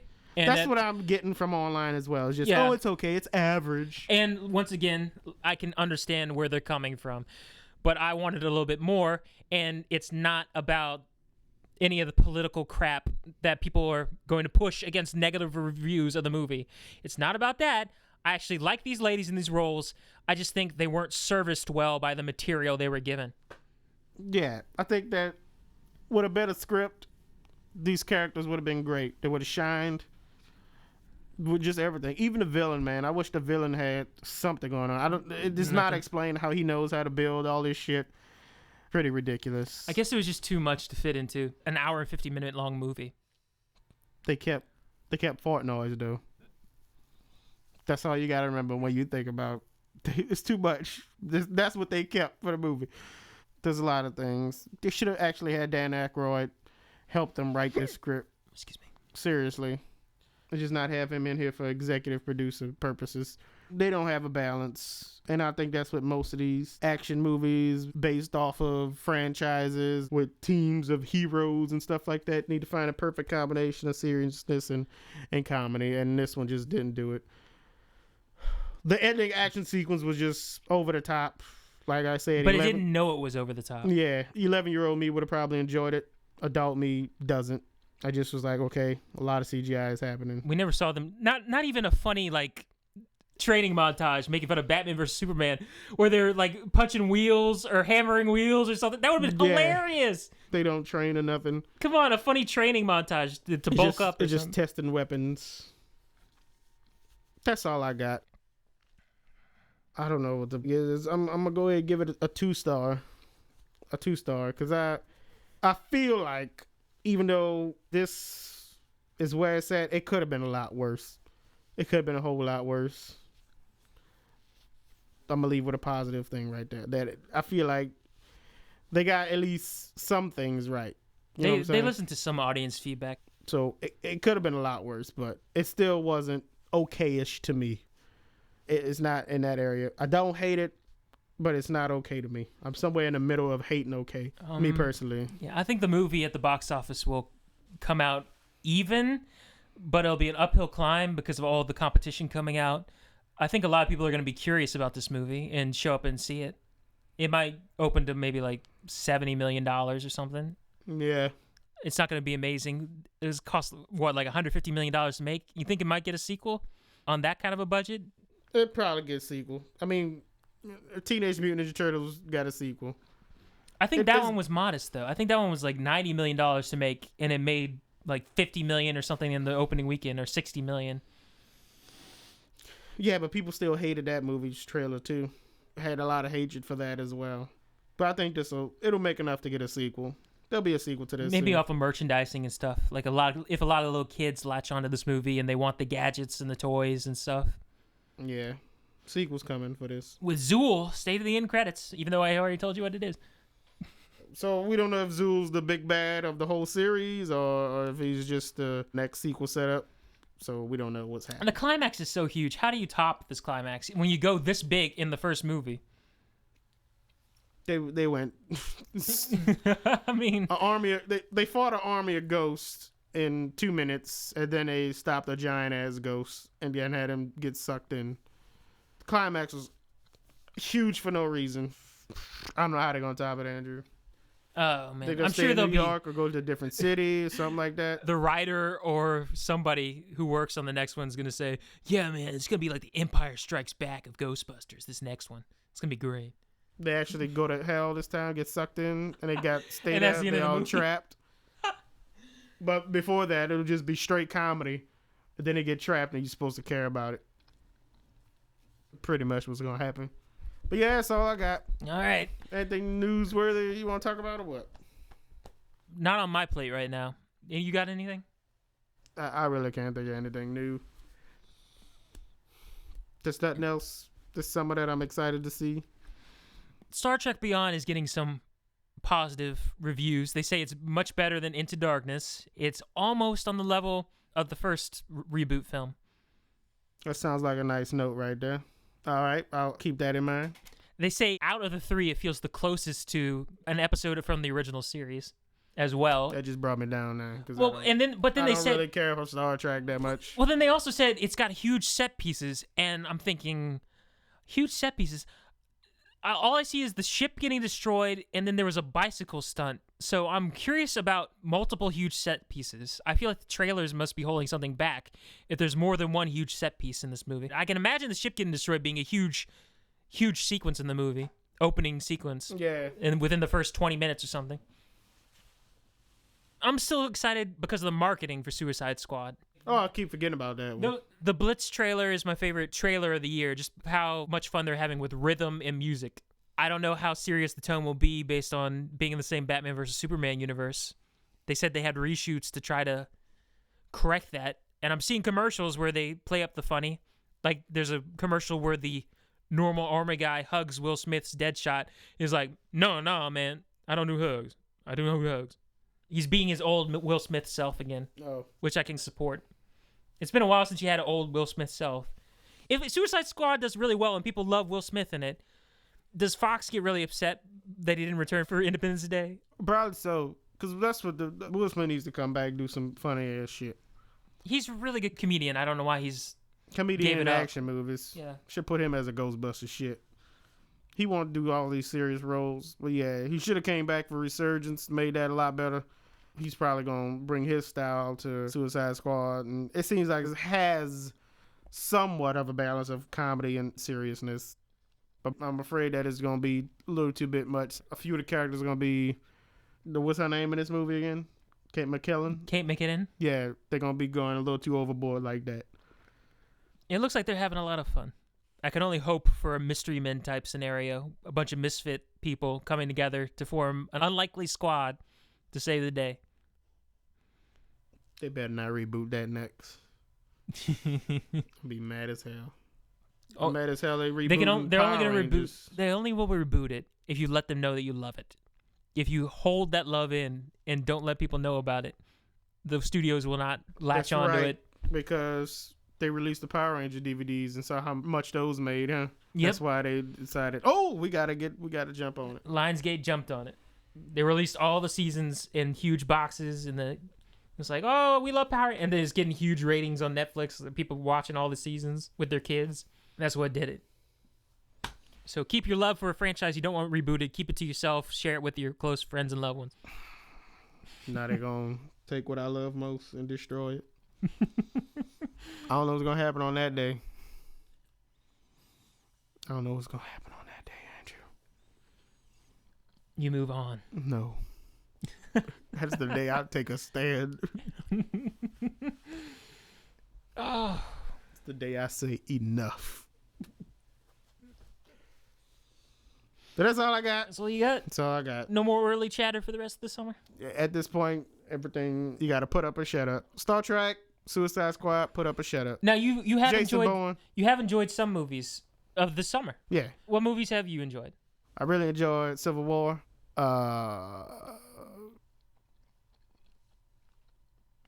That's it for me. Conjuring 2. I enjoyed Dory. I said that one was yeah, we both we enjoyed got that. the June cast coming out. That's it. I didn't watch BFG. I feel bad because it's Steven Spielberg movie, but I feel like he might. A lot of people come out saying it's good, and it just didn't get what it needed to get because It's because of the CGI character that really turns me off. And the giants. Bryan Singer set a bad precedent with CGI giants whenever he did that Jack the Giant Slayer movie. Oh, that's what you think it is? Nothing. It doesn't really appeal to me. The opening of the teaser trailer appeals to me. That cool him in London walking, or the city walking through the streets, and he snatches her out of the room is like, that's really cool. If they spent most of the time in the city, but they go off into the land of the giant. It's based off a book. I know it's based off a book. I never read Was it. this one? Was Tarzan was Warner Brothers, not Disney, huh? Right, Warner Brothers. Because that's what it seemed like. It was a little too close. Oh, it's too close to Dory is what it was. They released Dory one week and then released BFG the next week. And it's like, come on, bro. They probably could have brought BFG out in March or something. Or BFG, yeah. Or September. Well, they had, get it away in from March? other ones. It's like, oh, a Disney movie in September or March. They had something in March. They had Zootopia in March. Oh. And then they had... the live action April. something was in. They had a live action something. I could have sworn there like was a live Cinderella action one? Yeah, kind of like Cinderella. Oh, Jungle Book was in... oh, yeah, Jungle Book came out. Was it May? And it was decent. Yeah, it was May. I completely forgot about the Jungle Book. That's not good. Yeah, I enjoyed Jungle Book. It's That's the decent, other one I enjoyed. but I'm not going to buy it. Yeah, I'm not gonna buy it either. A lot of great stuff. I mean, I enjoyed it while I watched it, but that was it. Yeah, it's not good. It's not that the good. best thing Yeah, ever. it's not worth a purchase. But yeah, the BFG should have came out sometime later, so it's not doing what it needs to do. It's the only movies I actually really enjoyed this summer. Yeah. I'm starting to not enjoy movies like I used to. Like I used to. Yeah. I'm not getting excited for them anymore. I got the despecialized editions of the original Star Wars trilogy, and I watched the first movie with my family, and I was just jazzed during that final assault on the Death Star in a way that I had never been in a movie in a long time. I hadn't watched Star Wars in the longest time because ever since the special editions on DVD, I shunned those movies, and for the first time, I watched that first movie again. And I remember why I love Star Wars, and it's that editing in that climax is amazing, sir. I was all giddy. I actually had adrenaline pumping through me, and I was twiddling with my foot, really energetically moving my foot, and I was just really excited. They just don't make climaxes and payoffs like that, and they don't know how to edit action sequences like that and make you care anymore. And they don't make openings of movies or climaxes that are good anymore. Man. Hey, you gonna put them despecializers on the disc for you, boy? No comment in case the authorities are listening to this. Them people. All right, whatever. No, I'm not. I don't think I'm gonna make. There's a guy who has a project. He's making custom Blu-ray discs for them. You can probably look that up. I might tell you about that later. Yeah, but tell me about that later. He's got menus and all these extra special features. It's a really good project he's pulling together. But then even if you get those Blu-rays, they're working on 3.0 versions. And also, there's always the slight bit of hope. Disney might release the originals. Always a slight bit of hope. The pacing of the beginning of Star Wars, what most people know as Episode 4: A New Hope, it's called Star Wars. That was the name of the movie, was Star Wars. It's not Star Wars Episode 4: A New Hope. It's Star Wars. Star Wars, it's been so long since I've seen it without the special edition. The pacing of the beginning of the movie is really exciting without those little extra bits, like that slower segment with the CGI dewbacks where he says, "Look, sir, droids." And without that scene where they talk to Jabba the Hutt in the hangar, the movie moves a lot quicker now without those extra bits. Oh, this is why I got an Academy Award for editing. It's really snappy and energetic at the beginning. Excellent. I'm going off about Star Wars. You are. All right. Well, that's it. That's it for our Ghostbusters 2016. Answer the Call, Paul Feig edition. Ew. That sounds like a spooky note to end it on. Yay. For the Parking Lot Projectionists, I am Andrew. I'm Raymond. Shutting it down. I'm not afraid, man. Oh, I'm God. not afraid. I'm not afraid, man. Ghost.